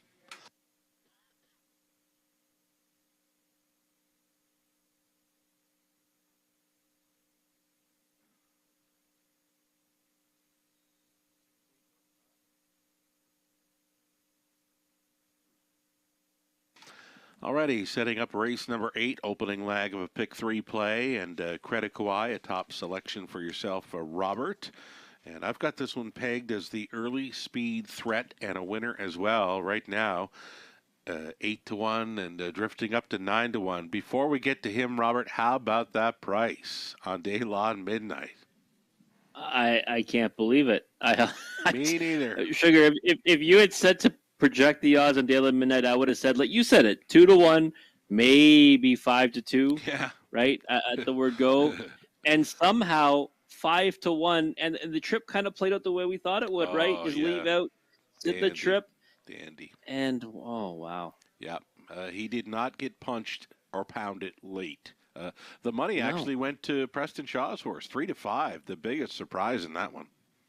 Yeah, Muscle of Plenty. Listen, like I said, I thought that she had a big chance in there. It was a nice spot for her, but price was too short. And to me, the horse that just figured to come up with a better effort was Daylon Midnight. And let's just hope we can, catch this late pick 4 now. And hopefully he was that kind of price in that multi-leg wager. Not sure of that, but you know what? Nice win price. Heck of an exactor, too. $22 came back in the exactor. Wow. Yeah. Pays to play the raceway, right? Let's talk up Credit Kauai right now. I've got upset all over this one in race number 8. There is heavy action on the horse going out for the Forest City Racing Club of London, PL Porsche, on her return. But I mentioned it early, very tough to come in off the layoff, especially when going out this time of year over a good track. Yeah, I agree with you. I think that, you'd have to demand a better price than the 3-2 right now.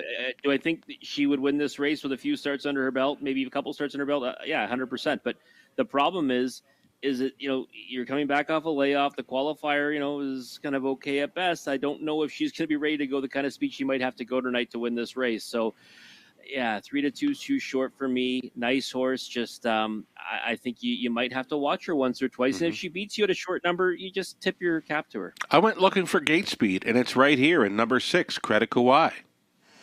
Yeah, has been racing well, right? 2 top 2 finishes in the last 3. Last time, long way on the front before getting beat by Ethel. I think we'd be more than happy to have Ethel in this spot. And 8-1 on the board. I mean, you get speed and 8-1 at the Raceway. Yeah, That's a combination you can roll with. I'm looking at the horses taking the action here, and I just don't see it. I mean, you've got the one Sweetest Hustle right now, 9-2, has not raced in a month.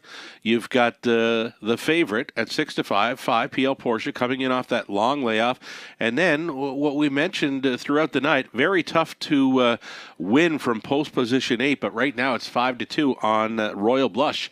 By far, the best price has to be on 6 Credit Kawhi. I agree. The value is definitely with the 6 Credit Kawhi. And of the horses that are the shorter prices there, I would lean Royal Blush at 5-2. Yep. Even from that trailing spot, love the barn right now. They're firing all cylinders. Yes. Nice win last time. Again, she's missed a bit of time too, but not as much as PL Porsche and not as much as the one Sweetest Hustle. And not to mention Sweetest Hustle, I mean, listen, she's got seconditis. There's no question about it. She's 2 for 26 last season. Hits the board with frequency, but just doesn't want to win. I mean, it's been tried and tested with her. Maybe she breaks through tonight. I don't see it. I think she picks up a good piece of it, but I can't get there on the win end. I'd like Sweetest Hustle a little more if she was back on the weekly rotation. I saw Brett McDonald hop on board Top Royal here last night. Just a thing of beauty. Put her on the lead. They weren't catching her. Brett McDonald hopping up on one. It's an angle for me now here in London, but you know what? Sweetest Hustle, I'd like her back on the weekly rotation. So here we go. Race number 8, Sweetest Hustle, Sexy Playmate, Lady in Lace, then Ace 44 Money, PL Porsche, Credit Kawhi. Straight Talker for 7 on gate. 1 late, that is Royal Blush. And it's 4-5 on PL Porsche for the Forest City Racing Club. Off stride at the start, number 1, Sweetest Hustle. They're off. And to take them on into their Ace 44 Money, Credit Kawhi with that gate speed pointed here for Travis Henry. Credit Kawhi at 7-1 is going to cut it. Second best for Ace 44 Money, a gapped off third in the early going for Lady and Lace. A fourth best away for Sexy Playmate. Next in line to be fifth, PL Porsche, who closed up at 3-5, already 9 lengths off the leader here. Royal Blush traveling in 6th. 7th is Straight Talker, the trailer, back with them after the gate break. Sweetest Hustle 29-2, quarter mile speed for the front mare. This is Credit Kawhi. Credit Kawhi on top by a length and a Henry. It's Ace 44 Money for the trip and second, still all alone. Traveling third, Lady and Lace, Sexy Playmate, not keeping up there in fourth. And that has PL Porsche considering the move, though she stayed in. Out and rolling went Royal Blush. Following the cover, Straight Talker getting shuffled here is the favorite PL Porsche. And trailer moving out. That is Sweetest Hustle. They get over the half and 59-3. Credit Kawhi is still the one. Ace 44 Money has been getting the trip there in second and uncovered third, though rushing here. Royal Blush. Royal Blush up to challenge. Credit Kawhi as they head towards 3/4. Royal Blush at 7-2. Pokes a neck in front. Credit Kawhi will try to come on back. Out there in third. Straight Talker at 50-1 for Rooney. There you have it. 3/4 up in 130 flat. And it is Royal Blush leading, though Straight Talker coming best of all. The longest shot on the board. The upset specialist driving for a Grand Slam in London. You know it. Straight Talker at 50-1. Boom! Ace 44 Money was second. Credit Kawhi back on for third. Royal Blush fourth in 2 minutes, 4/5.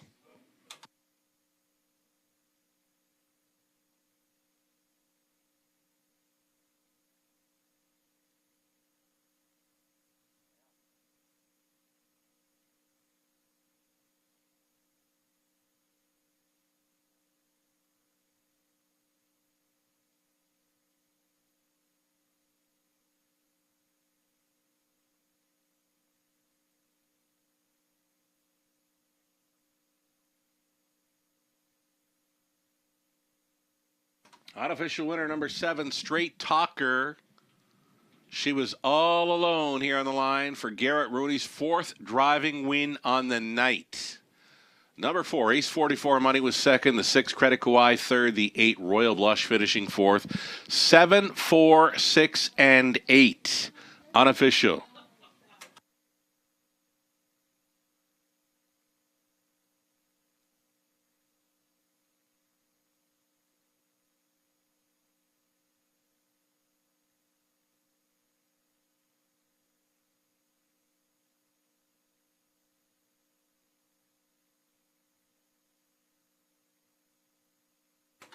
When in doubt, you go with the hot hands, and you might go to the longest shot on the board. Here is 7.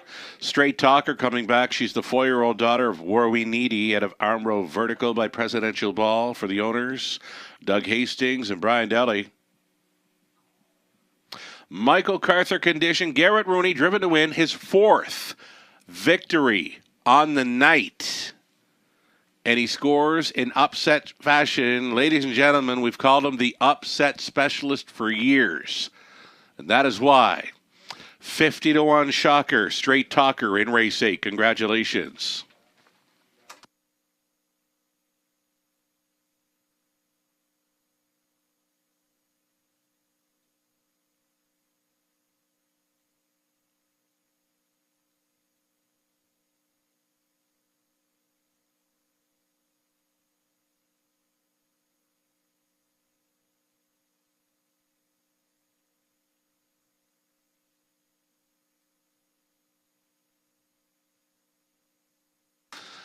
Here we go. It's official. $112.60 on a win ticket for Straight Talker. Garrett Rooney's 4th driving win on the night. That exactor came back at $565.10.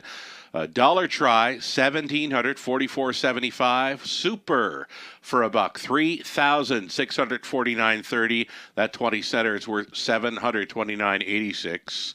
Your rundown: Sweetest Hustle was 6, Sexy Playmate 8. Lady in Lace was 7th. Ace 44 Money 2nd. PL Porsche was 5th. Credit Kauai 3rd. A Straight Talker was a winner. Royal Blush finishing 4th. 29-2. 59-3. 130 flat, a mile of 2 minutes 4/5. And just a perfect drive by Garrett Rooney on board Straight Talker to get there. As the longest shot on the board. Top down, a 6, 8, 7, 2, 5, 3, 1, and 4. 9th up and coming, back on the trot. Top class trotters. Preferred handicap, $13,000 purse up for grabs with 7 starters, all on gate. 12 minutes to think about it.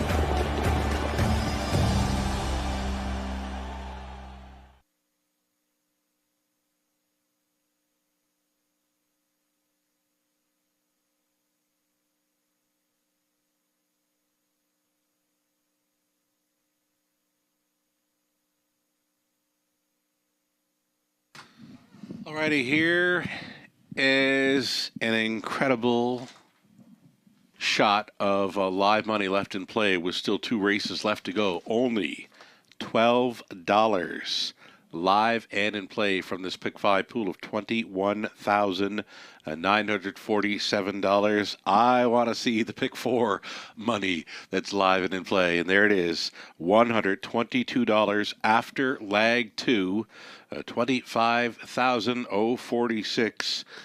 We're in pretty good shape on the pick 4 play that was on our broadcast prior to race number 7. So best of luck if you played along.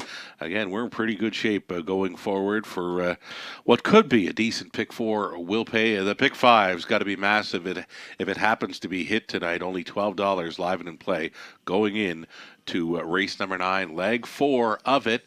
6 minutes to post time, the upcoming 9th, as we go back on the trot for our top class preferred trotters here. And opening up as a favorite, number 7, Cena Magician, 6-5. He's for sure worth a look in here. Number 6, Arrakis. More than capable of handling this group, 2-1. A 7-2 action for number 3, CrossFit. And there's also some mild action for number 4, our Nuryatak Perfetto at 4-1. Top class trotters are next. Race 9 in 5 minutes.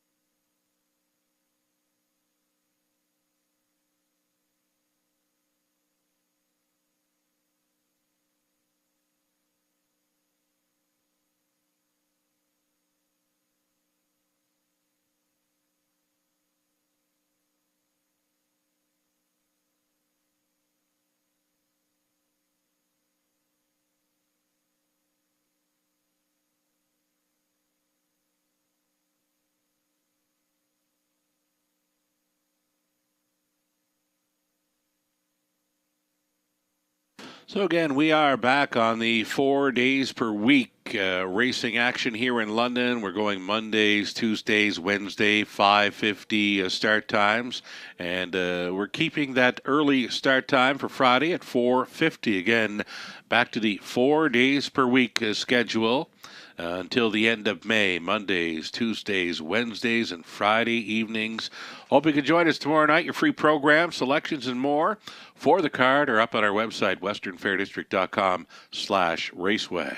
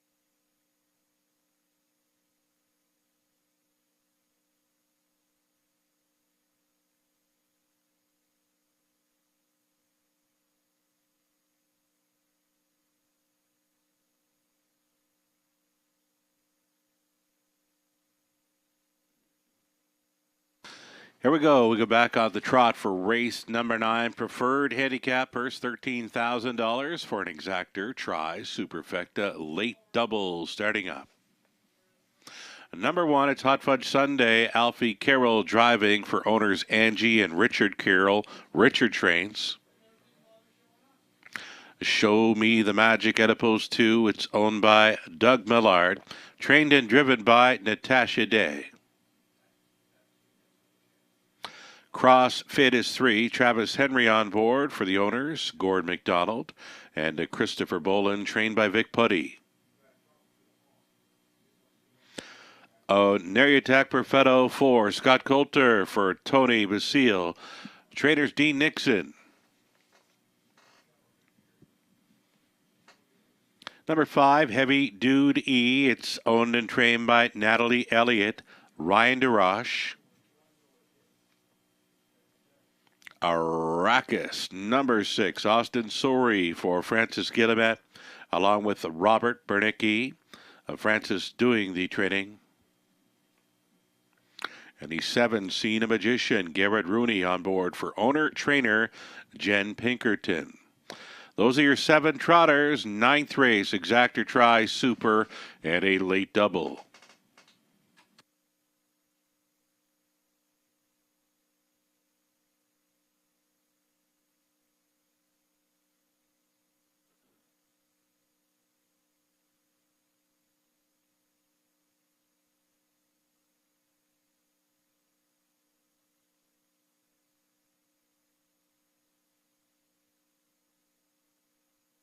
There we go. We're looking at one of the top trotters through the 2022 season in London, an 8-time winner in number 7. Cena Magician took his mark last season over the half miler at Grand Ripper Raceway. It was 1:55.3. Cena Magician, the outside post to overcome, but he was pretty good there last time out. 1:58.4 winner.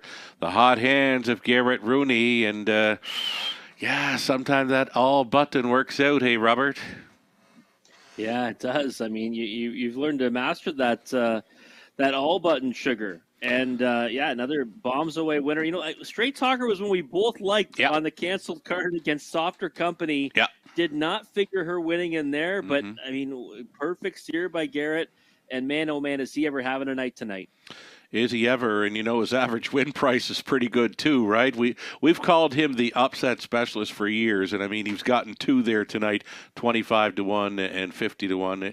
It's great to see, and great to see for those that follow these kinds of drivers. You know, when he wins, he'll win in bunches, and the price is usually going to be okay. And here he is on Cena Magician now at 3-2. We can't promise a win, but we can promise he's likely going to be in the hunt here. Yeah, he should be. I mean, this horse was so good. Second start back off a layoff, and really the easiest kind of winner at even money. Garrett knows this horse very well. Has had a lot of success with him, and got the outermost post to work from. But the thing is that he's a versatile type, right? He can blast off the wings of the gate, and he can also race off a helmet. So I think that he's, you know, the best horse in here. Maybe Arrakis can challenge him for that designation, but either way, he should be right there at the finish. I see Cena Magician, and I see the 6 Arrakis. Now, Austin Sori has joined us here on track tonight. Hasn't gotten to the winner's circle, but I'm thinking this is the one he is here for. Francis Guillemette training. Number 6 Arrakis coming in off some starts over Flamborough and Woodbine Mohawk Park. Showing a victory, 56-4 back in late October over Flamborough. And yeah, for me, Austin Sori waiting around to drive this horse, that speaks volumes for me. Yeah, it does. He's been aboard in his last 2 and was a nice second 2 back from the 8 hole in the preferred at Flamborough. Got beat by Andy Over on that occasion, and does get to draw a bit better here tonight with post 6, and even his latest, at Mohawk Park in the condition race, it was a decent effort. So I think he's got to go forward off the gate tonight. Yeah. Probably looking to cut it, or sit a 2-hole trip at worst, and a little bit surprised he's 3-1. I thought all the action would be tilted towards the outside of the gate here. And we'd have, maybe a 6-5 and a 9-5 situation here with these two, because I do think they kind of lay over the field. I'm the same. Now, number 5, Heavy Duty. You know what? Winner just shy of $70,000 last season. A wonderful job by owner trainer Natty Elliott with this horse. This horse has really good gate speed. I see him firing. I see the 6 Arrakis firing. And the 5 horse pockets up, and Arrakis goes to the top and will not be caught. Cena Magician does not want to get involved in a speed duel with any one of them in here. I just see the most gate speed with 5 Heavy Duty and the 6 Arrakis. Cena Magician may have to take a seat near the back in here. Yeah, you might have to race, from a following trip. It might happen. I mean, Narutuk Perfetto taking a lot of support at 5-2 Sugar, and last time here was almost 3 wide the entire mile before winning. Right. Has a nice win at Mohawk Park in between. So, another classy veteran to throw into the mix here, Yep. right? So, Iraq is taking the support now at 2-1. That's the price he probably should be against this group. I love the look of 6 going to the gate. I mean, Austin Sori has got this horse's nose on the gate already. It's moving. There is still time. You would have to hurry, though. I see number 6, Arrakis, lining up very, very sharp here, and it's a 2-1 second choice. Let's do this thing. Hot Fudge Sunday on the rail, then Show Me the Magic CrossFit on Narutuk Perfetto. Heavy Duty, Arrakis, then Cena Magician. It's 7 top class trotters, all on gate. Top of the stretch, off stride, the 6 Arrakis. He's been very sharp in behind, but he's on the gallop. Number 6 Arrakis to a break. They're off. Heavy Duty out first here for Ryan DeRoche. Out of there for second is Narutuk Perfetto. A wild gallop on the far outside. Arrakis will be out of it here. It's going to be Heavy Duty on top by 2.5. Hot Fudge Sunday for a 2-hole ride. Trotting from third are Narutuk Perfetto. Show Me the Magic looks at it from fourth. A 5th best away, we've got CrossFit. And next in line to be 6, Cena Magician. Back down trotting, though, in a huge hole early. Arrakis, 29-3 opening quarter. Heavy Duty is the speed at 17-1, and he's tapping it up here for the second quarter breather. Hot Fudge Sunday, another big price. He's 2-hole riding, considering the outside move. Third, our Narutuk Perfetto, and racing out of 4, Show Me the Magic. Switching outside in 5th. Down in front of us, that is CrossFit. That's cover for Cena Magician, pairing up by the half, just 101-1. Theft on the brain for Heavy Duty as he'll bend them towards the 5/8. Heavy Duty on top by a length and a half, now coming quickly. On the outside second, our Narutuk Perfetto. Inside third is Hot Fudge Sunday. Gapped on the cover fourth is CrossFit, a buried 5th. For Show Me the Magic out there in 6th, though gapping as well. Cena Magician, and catching up to the field was Arrakis. So the half was 101-1, 3/4 130-4, and our Narutuk Perfetto went around. Here comes CrossFit, and from way back, Cena Magician has showed up now in 3rd. Heavy Duty traveling 4th, 1/8 of a mile left to go for our Narutuk Perfetto. CrossFit and Cena Magician both coming late. Appears to be too late, though. Our Narutuk Perfetto, Coulter for Nixon. Second best was CrossFit, then Cena Magician. Heavy Duty, amount of 2 minutes, 2/5. Our Narutuk Perfetto takes the top class.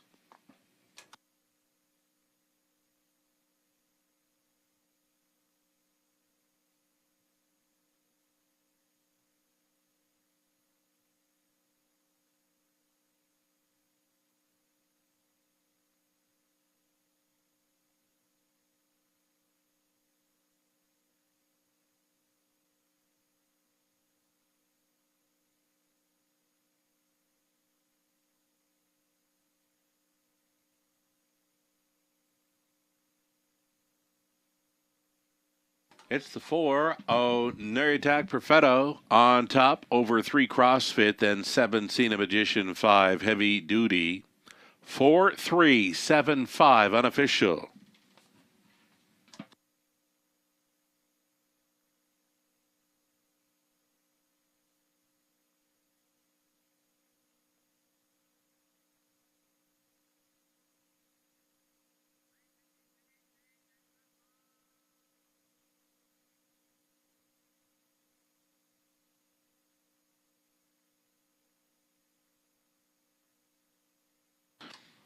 Returning down in front, the 4, Neriatak Perfetto, 12-year-old son of Dewey Cheatham and Howe. Out of Aiken for Clay by Conway Hall for the owner Tony Basile of Toronto. Dean Nixon condition, Scott Coulter driven to win. 35th career victory, begins 2023 as a top-class winner in London. Neriatak Perfetto, home and cooled here in the 9th. 2 minutes, 2/5. Congratulations.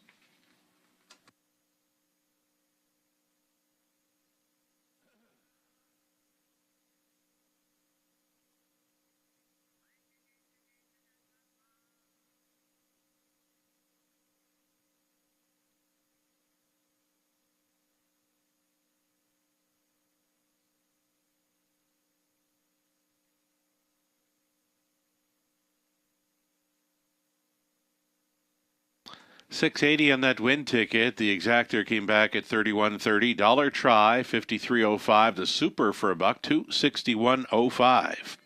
Hot Fudge Sunday was fifth. Show Me the Magic 6. CrossFit second. Neriatak Perfetto a winner.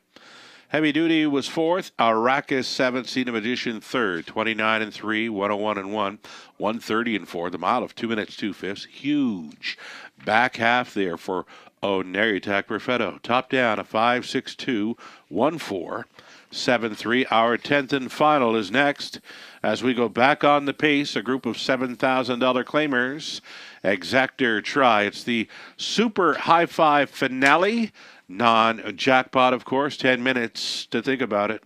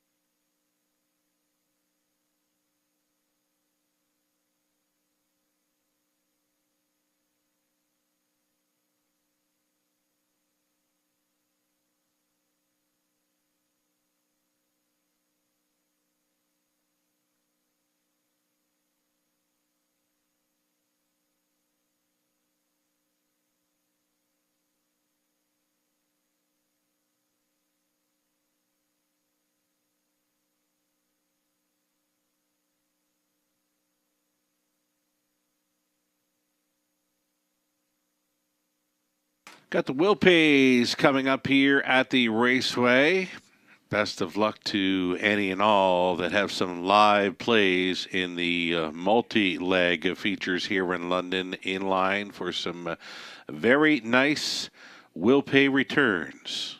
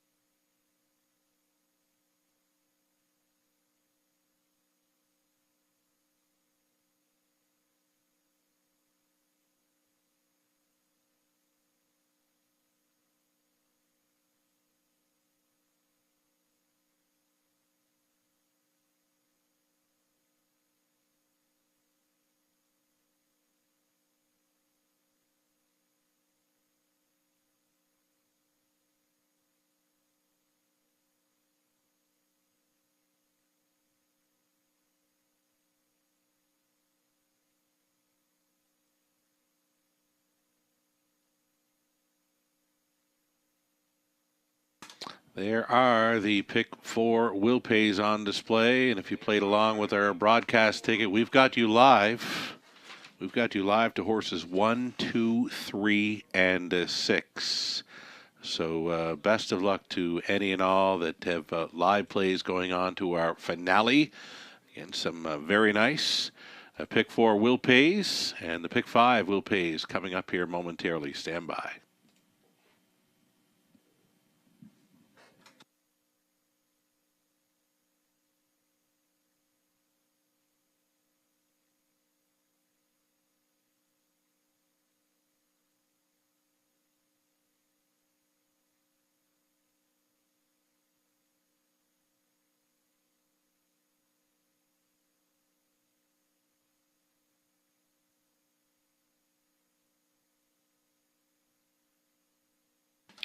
There it is, folks.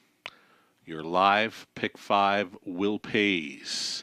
Horses that are live 1, 3, 6, and 7. The lowest ticket, $6,000 plus on a 20-cent play. Horses 2, 4, 5, and 8. No live money in play. Should either 2, 4, 5, or 8 happen to win this finale, there would be a pick 5 carryover into race 1 tomorrow night. Best of luck to all those live and in play. It's our finale, the High Five finale, coming up next in race number 10.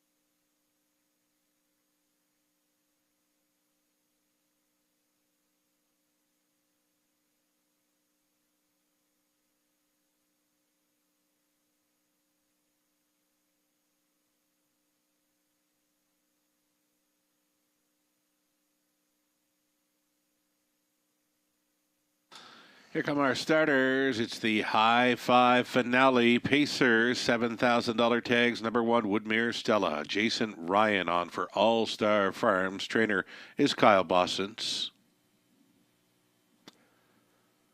Moonshiners credit at opposed to Scott Coulter. We'll try to come right back here for owners Sean Hyatt, Dave Simpson, Michelle Sherman trains. Jackie Davis 3. This is owned by Cam McQueen with Cam training Tyler Borth. Gary Freer owns and trains the 4. Burlesque Seals there, Natasha Day. Then 5 on Impulse, Scott Ray for Don McMurrin. The trainer's Tom Bain. Ezra Express 6, Jay Harris for owner-trainer Cam McQueen. Outside chance for 7, Rave Review. It's Robert Doyle training and driving for Dan Mead.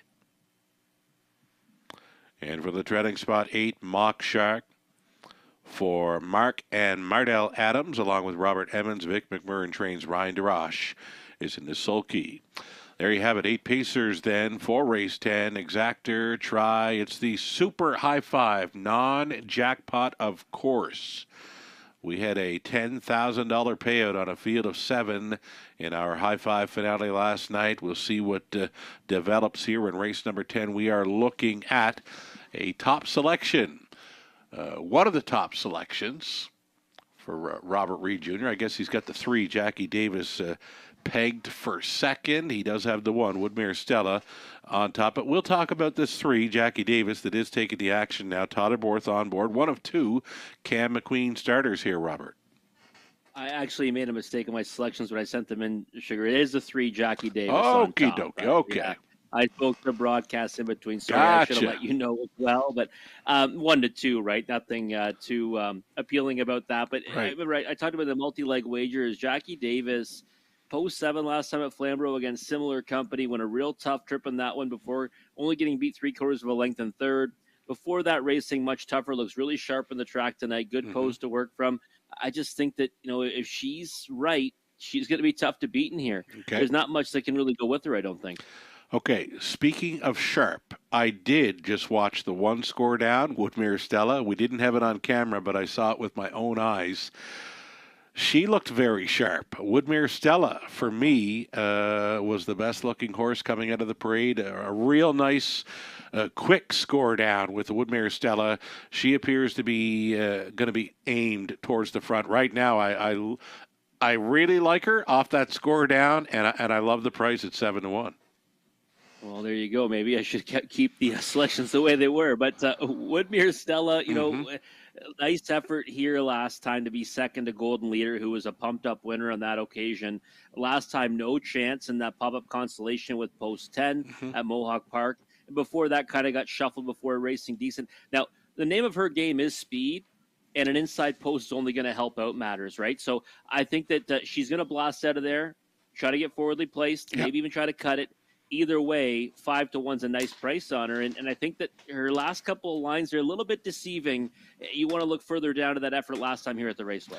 Right on. Well, from what I noticed, the score down says she is leaving and will be trying for the front end mission in here. And I have seen her do well when on the lead here in London. So 9 to 2 currently, number 1 Woodmere Stella.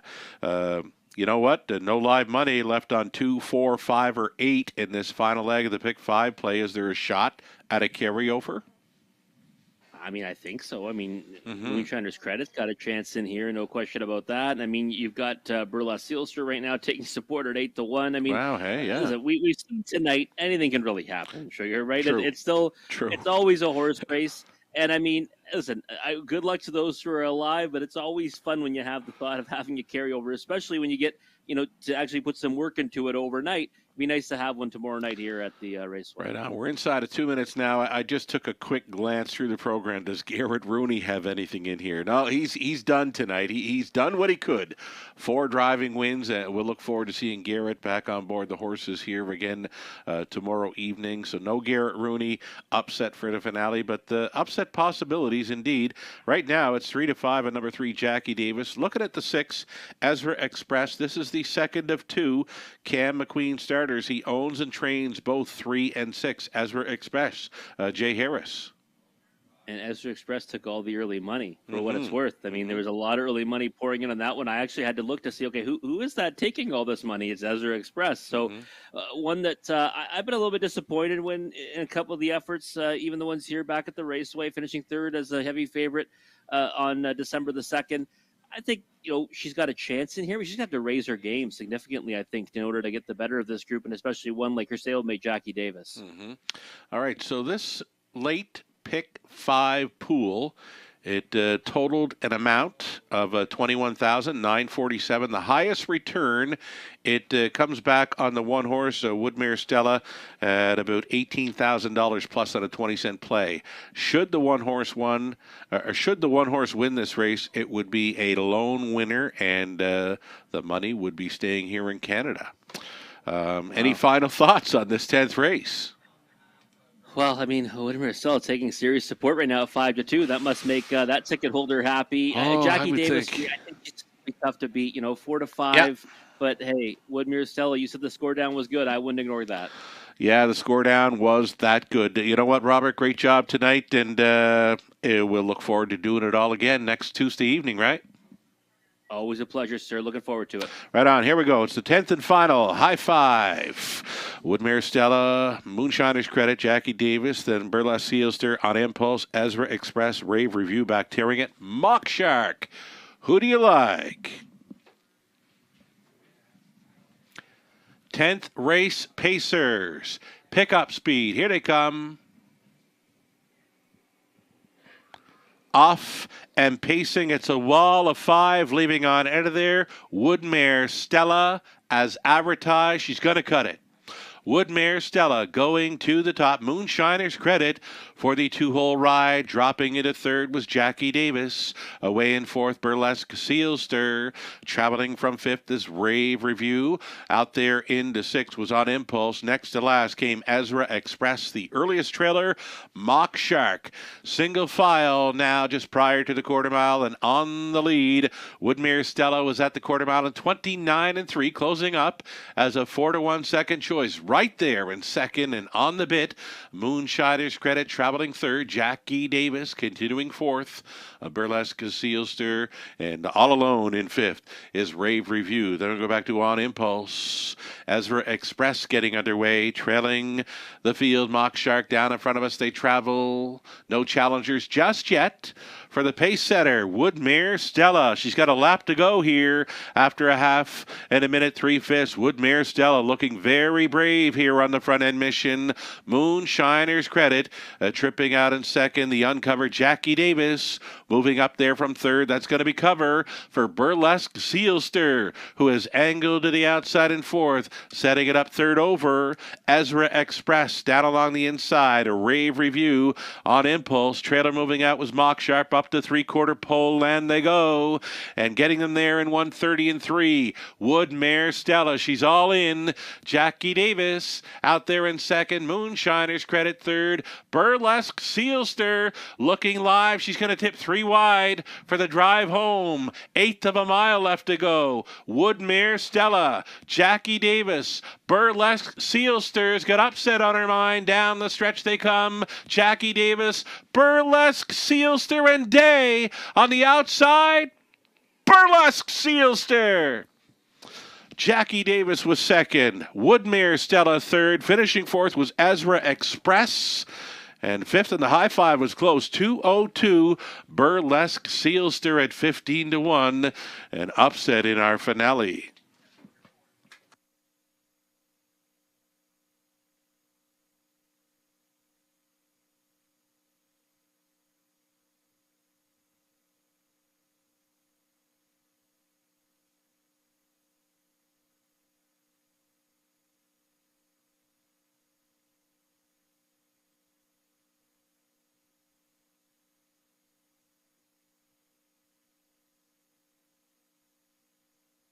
Unofficial winner, the upset. Burlesque Sealster for Natasha Day over 3, Jackie Davis. Then came Woodmere Stella, 6, Ezra Express. Number 5 on Impulse. 5th in the high five. 4, 3, 1, 6, and 5. I can tell you, huge payout on the pick 4. That 20-cent pick 4 is going to pay off at over $10,000. No live money on the 4, Burlesque Sealster, to end the pick 5. And that's got a huge carryover going into tomorrow evening's race 1. Again, the pick 4 is going to come back at over $10,000 on a 20-cent wager. No live tickets containing number 4, Burlesque Sealster on the pick 5. Carryover in effect for race 1 tomorrow night. Burlesque Sealster came back. 8-year-old daughter of Cam Luck at a Better Be Right by Better's Delight for the owner-trainer Gary Freer. Natasha Day on for this upset victory at 15-1. Burlesque Sealster closing things out in 2:02 over the good track. Congratulations.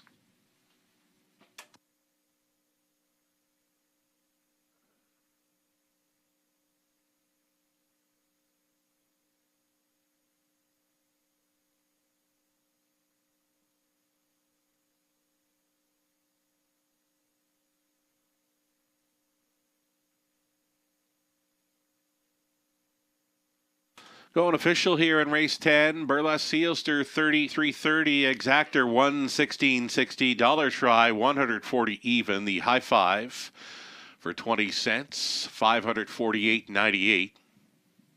Pick 3 on to race 10. A 20-cent pick 3 is coming back at over $3,000. Late double was a pair of 4s for $215.30.